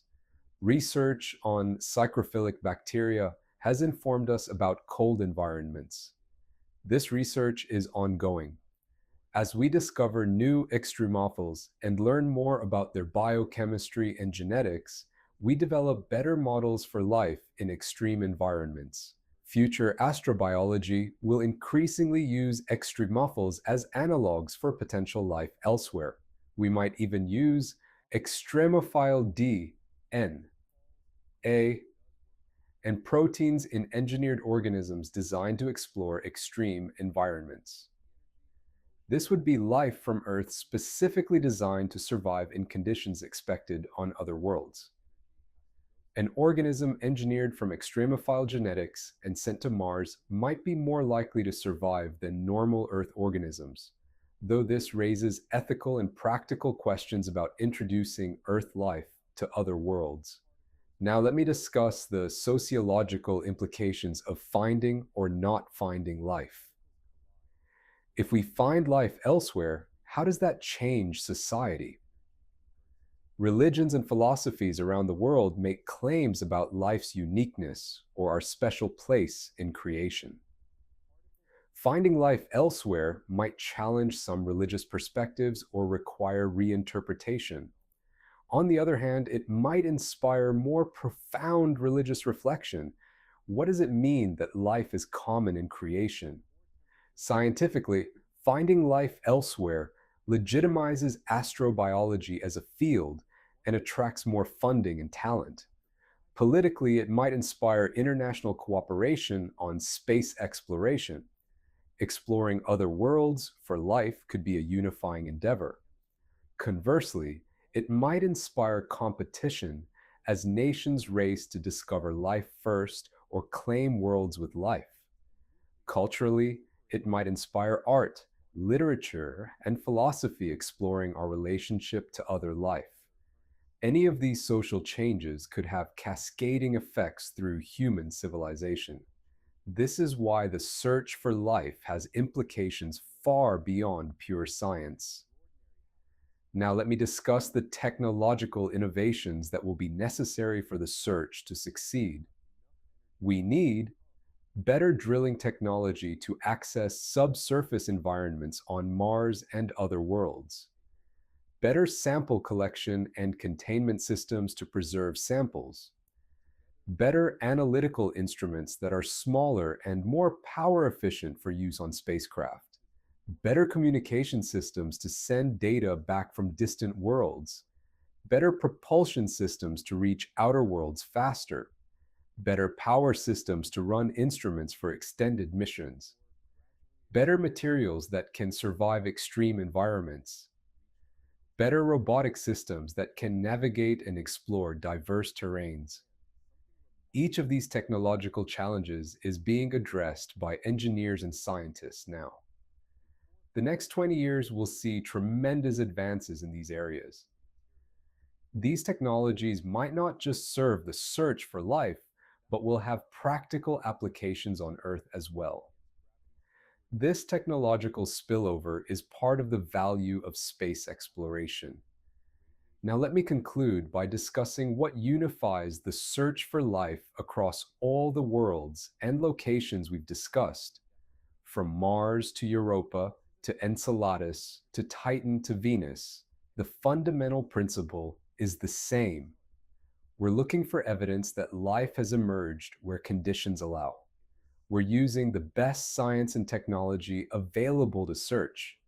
We're designing missions strategically, focusing on the most promising locations.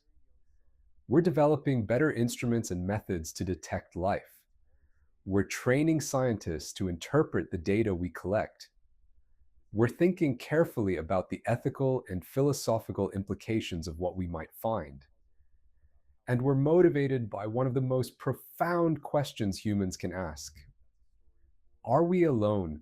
The search for life in the solar system is a coordinated, scientifically grounded effort to answer this question. Let me discuss one more critical topic: the concept of follow the chemistry in the search for life. We know life requires certain chemical elements and processes. By understanding the chemistry of different worlds, we can identify potential habitats. On Earth, the key chemical elements for life are carbon, hydrogen, nitrogen, oxygen, phosphorus, and sulfur. These form the basis of proteins, nucleic acids, and other biological molecules. We should search for worlds where these elements are abundant and accessible. Mars has these elements in its rocks and soil.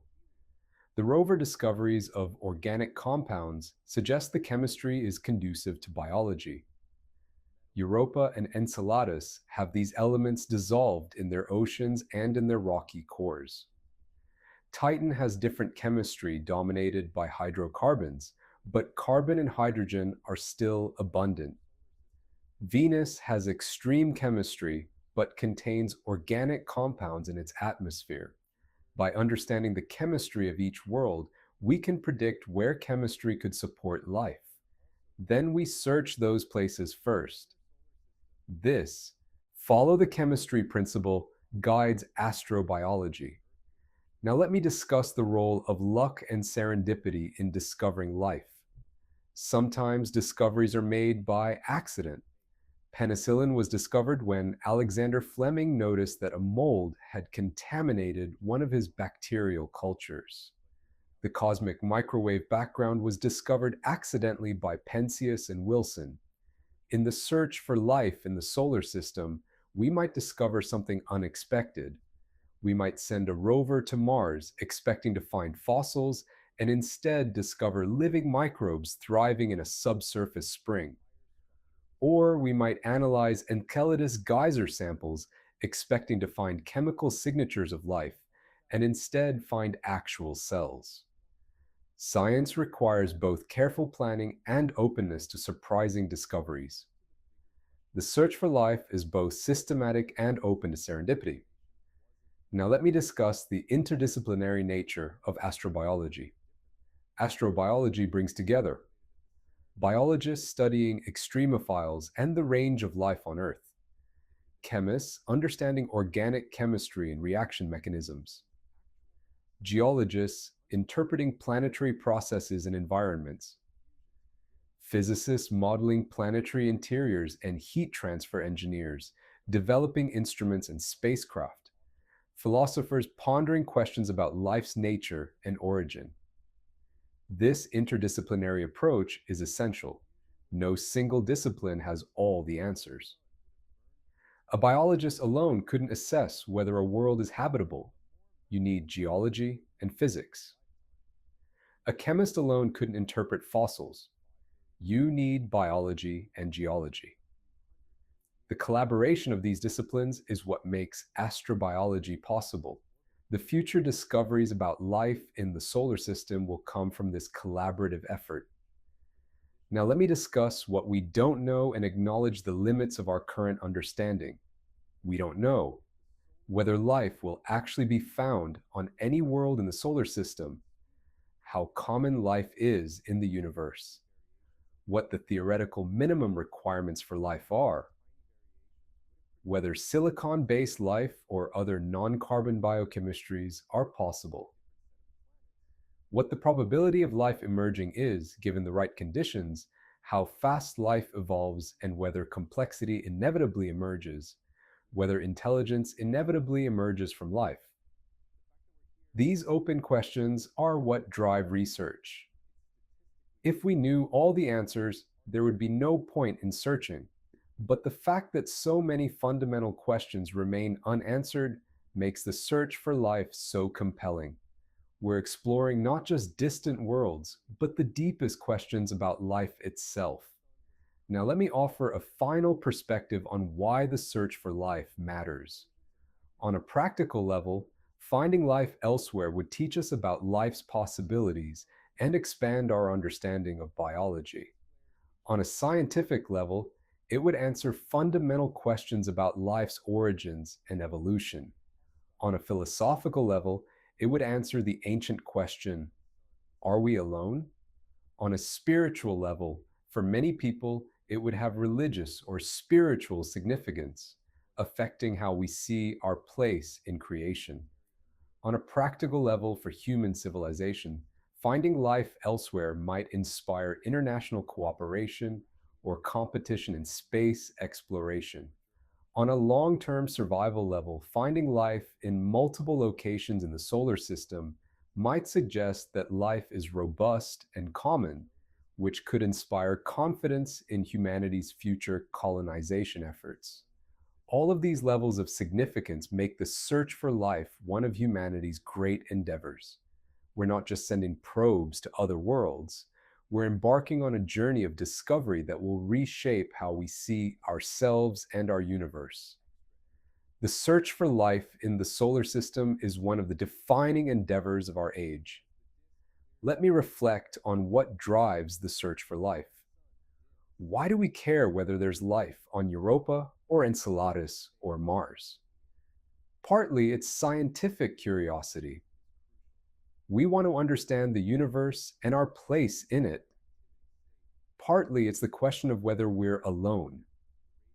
This question has philosophical and spiritual dimensions. It goes to the heart of what it means to be human. Partly it's practical. If life is common, then it affects how we think about our future exploration and settlement of the solar system. But I think the deepest reason is that we recognize something of ourselves in the question. Life is adaptive, resilient, opportunistic. If life exists anywhere that conditions allow, then we're part of a universal principle. We're not anomalies, we're manifestations of a fundamental aspect of the universe. The search for life elsewhere is, in a sense, a search for recognition. It's an affirmation that what we are is not unique or special, but rather a natural expression of the laws of physics and chemistry. This is profound and humbling. Now let me talk about the ethical implications of finding or not finding life. If we find life on another world, we need to consider our ethical responsibilities toward it. We shouldn't contaminate it. We shouldn't destroy it. We should study it carefully and respectfully. We need to think about whether we have the right to terraform other worlds if they harbor life. If we don't find life on other worlds, if the solar system is sterile except for Earth, then we have a different set of responsibilities. We become the stewards and guardians of all life in the solar system. Life becomes even more precious and worth protecting. Either way, the search for life has ethical dimensions that we need to think through carefully. Let me talk about some of the technologies we're developing to detect life. Spectrometers that can analyze the composition of atmospheres and surfaces. Drills that can penetrate ice and rock to reach subsurface environments. Microscopes and imaging systems that can detect microorganisms. Chemical sensors that can detect organic compounds and biosignatures. Genetic sequencers that can identify DNA or RNA if present. These technologies are becoming increasingly sophisticated and sensitive. Future missions will carry more advanced versions of these instruments, giving us unprecedented capability to detect life. The technology is not the limiting factor. The limiting factor is getting to the places where life might exist and collecting samples. Now let me talk about the importance of human exploration. Robots and automated probes are invaluable for exploring the solar system, but human explorers have capabilities that robots lack. Humans can make decisions in real time, adapt to unexpected conditions, and conduct complex experiments. For the search for life, human explorers on Mars could accomplish in weeks what rovers would take months to do. Eventually, humans will explore the solar system in person. We'll land on Mars, drill into its subsurface, search for life. We might eventually reach Europa or Enceladus, though those are much more challenging destinations. Human exploration is more expensive and more risky than robotic exploration, but it's also more rewarding. The goal of finding life in the solar system might ultimately require human explorers. Let me talk about what we would do if we found life on another world. First, we would study it extensively. We would want to understand its biochemistry, its metabolism, its genetic material, if it has genetic material, its evolutionary history. We would want to know if it's related to Earth life through panspermia, or if it emerged independently. We would want to understand how it adapts to its environment, how it survives, how it reproduces. We would want to know if it's intelligent or has the potential to become intelligent. These questions would occupy scientists for years or decades. We would also need to establish protocols for how to handle this discovery. Does finding life elsewhere have political or religious implications? How do we share this knowledge with the world? How do we manage the scientific and public response? These are practical and philosophical questions that would need to be addressed. Finally, we would need to decide what to do with other worlds harboring life. Do we leave them untouched as natural preserves? Do we study them in detail? Do we eventually terraform them and settle them? These would be difficult decisions with lasting implications. Let me reflect on the broader context of the search for life. We are living in an era of unprecedented capability to explore the solar system. We have satellites orbiting every planet, rovers on Mars, probes that have reached the outer solar system. We're at a unique moment in human history where we can actually search for life on other worlds. This is remarkable. For all of human history until very recently, the question of whether we're alone was purely philosophical. We could speculate, but we couldn't test. Now we can test. We can send instruments to other worlds and look for signs of life.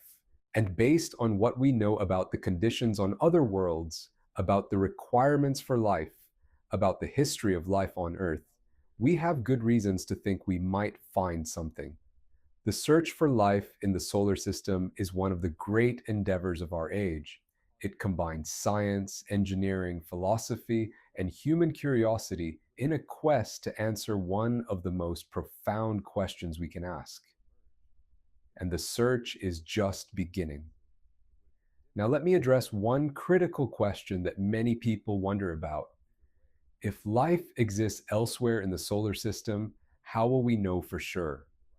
This is crucial because the difference between detecting life and detecting something that merely looks like life can be subtle. The answer requires multiple independent lines of evidence. We can't rely on a single test. Here's what we'd look for: organic compounds with specific ratios and configurations that suggest biological origin. Not just any organic compounds, but specifically organized molecules. Isotope ratios that differ from non-biological processes. Life preferentially uses lighter isotopes, creating measurable deviations. Cell-like structures visible in samples when examined with microscopes. Not mineral formations that happen to look cellular, but actual cellular organization. Metabolic evidence, signs that organisms are consuming energy and producing waste products. Genetic material with sequence information. DNA or RNA, sequences that carry information, is a signature of life. Growth and reproduction in laboratory cultures when provided appropriate environmental conditions. All of these together would constitute a definitive discovery of life.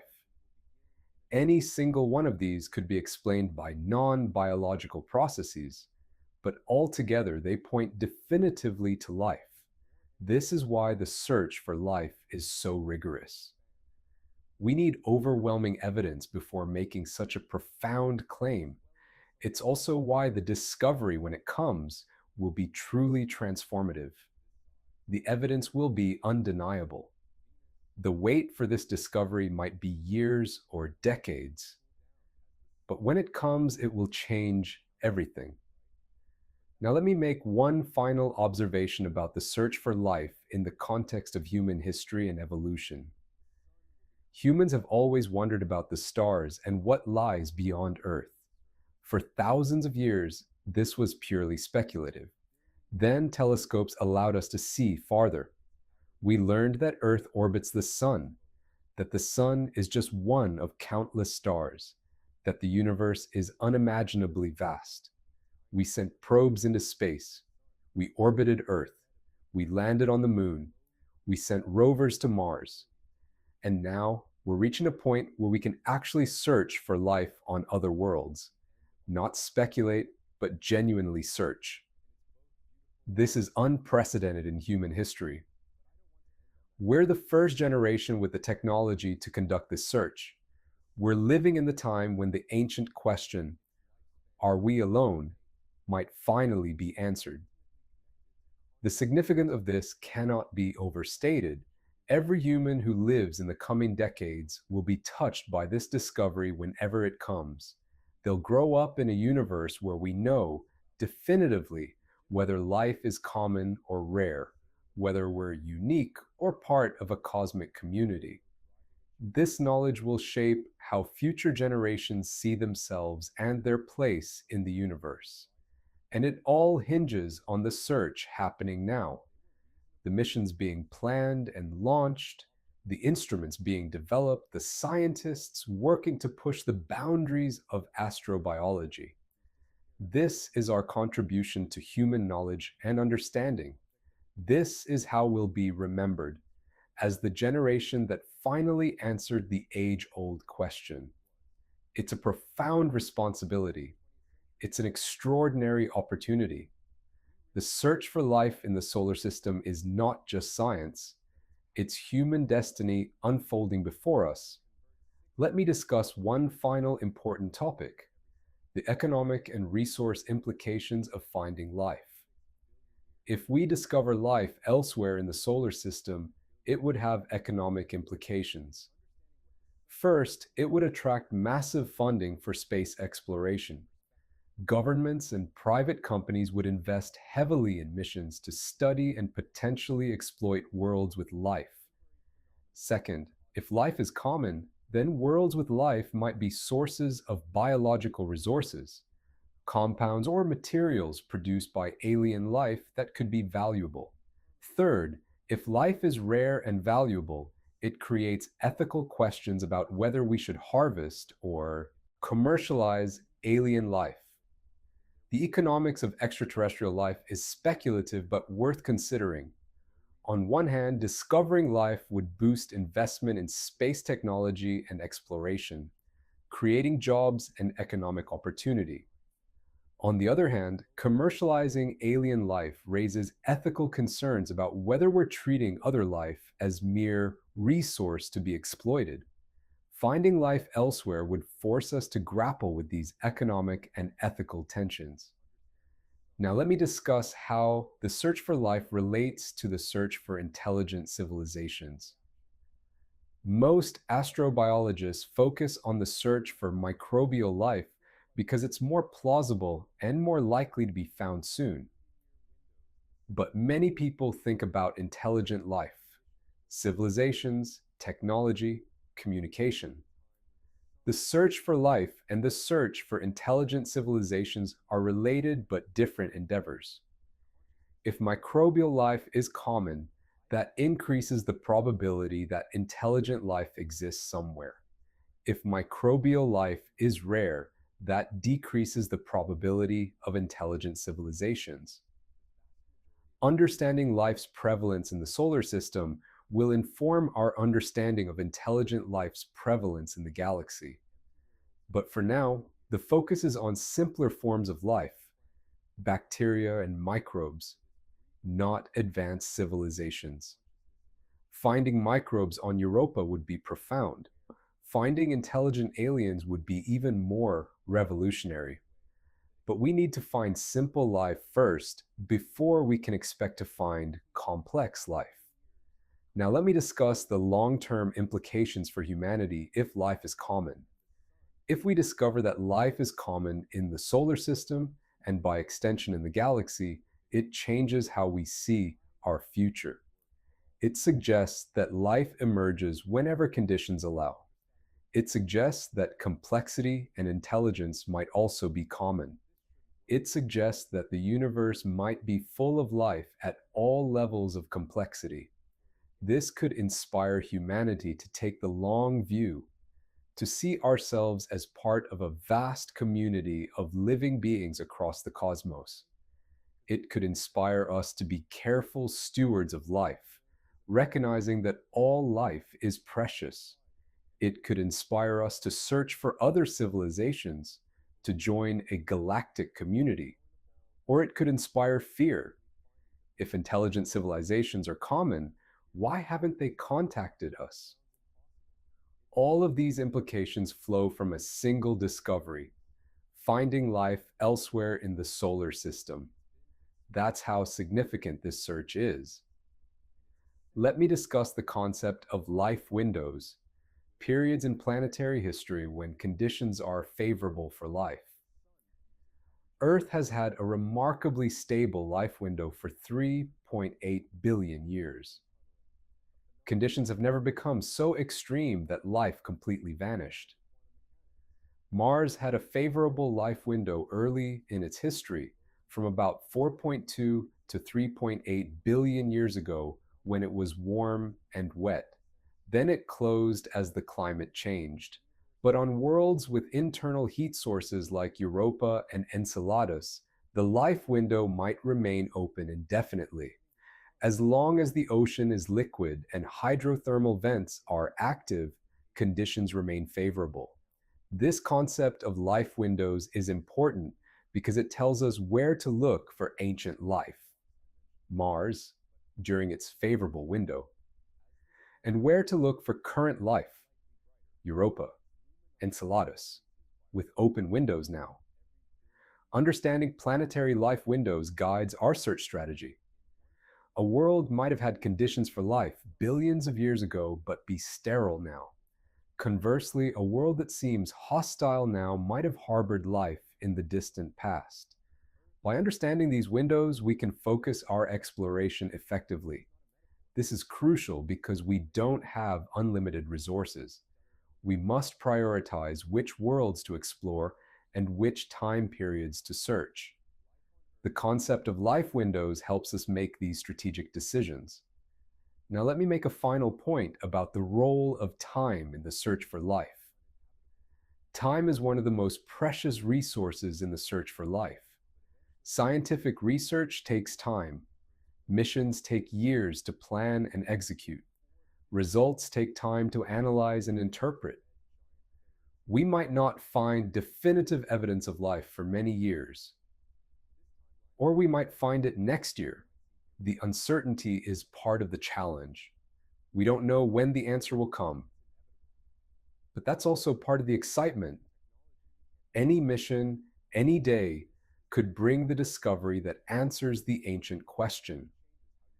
That possibility, that breakthrough could come anytime, motivates scientists working on this problem. Every new data point brings us closer. Every mission expands our knowledge. Every discovery opens new questions. The search is ongoing. The journey continues. And somewhere in the solar system, waiting to be discovered, might be the answer to humanity's greatest question. The search for life will continue until we find it or until we've explored every possibility. And we're just getting started. Let me also mention one more essential element of the search: collaboration and communication.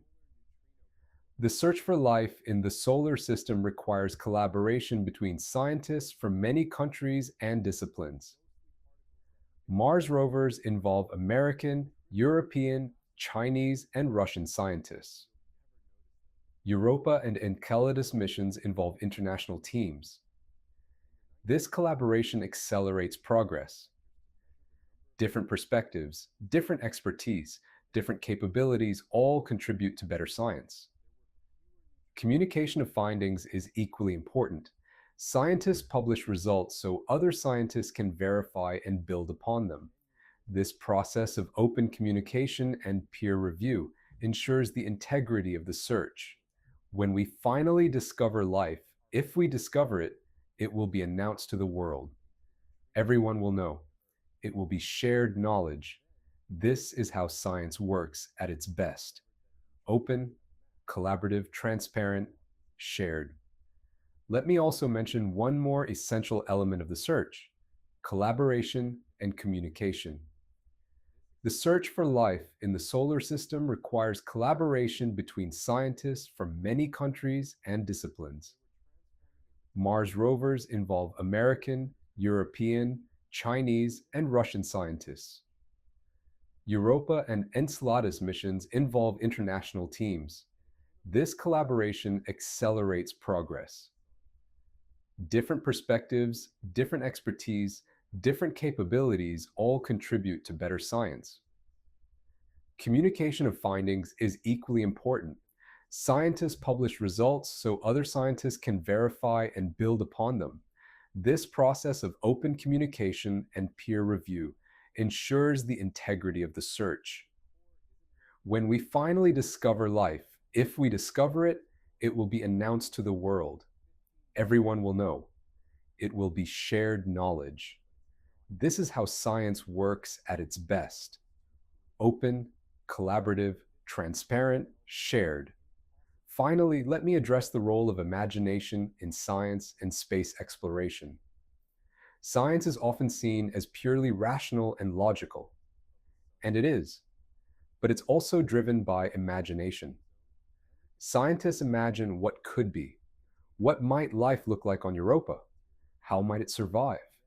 What might we discover? This imagination isn't wild fantasy. It's grounded in knowledge and physics, but it allows us to conceive of possibilities. Without imagination, we wouldn't ask questions like, could life exist in the clouds of Venus? Or, Might there be civilizations on exoplanets? The greatest scientific breakthroughs often come from imaginative leaps, thinking of something no one has thought before, proposing possibilities that seem far-fetched until evidence supports them. The search for life in the solar system requires both rigorous science and imaginative vision.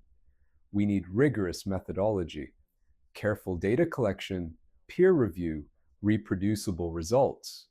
But we also need imagination to conceive of places life might exist, to think of questions worth asking, to imagine what discovery might look like. Both are essential.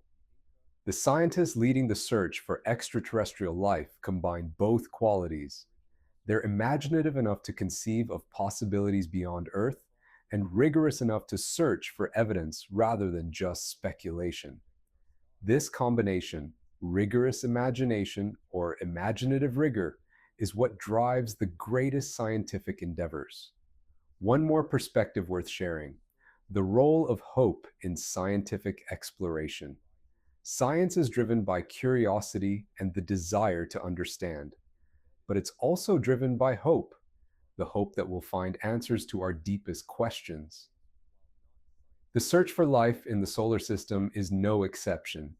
Scientists who dedicate their careers to astrobiology are driven partly by the hope that they'll be part of the team that discovers extraterrestrial life. They know the odds might be against them. They know that life might not exist on any of the worlds we're searching. But they hope. They believe it's possible. They work passionately toward the goal. This combination of scientific rigor and hopeful vision is what drives great discoveries. We don't just assume life exists elsewhere. That would be unscientific. But we also don't assume it doesn't exist. That would close off possibilities. We remain open. We search. We hope. And in the process, we learn profound truths about life, the universe, and ourselves. The search for life in the solar system is thus not just a scientific quest. It's an expression of human hope. Hope for connection, for understanding, for discovering that we're part of something larger than ourselves. This hope has driven humanity forward for millennia. It's what made us explore distant lands, reach for the stars, and constantly ask, what's beyond the horizon? The answer to "are we alone?" might not be revealed in our lifetimes. The search might take decades or centuries, but the search itself is valuable. It represents humanity at its best: curious, determined, hopeful, and united in pursuit of profound truth. Whatever we find in the solar system, the search will have been worth it. Thanks for watching.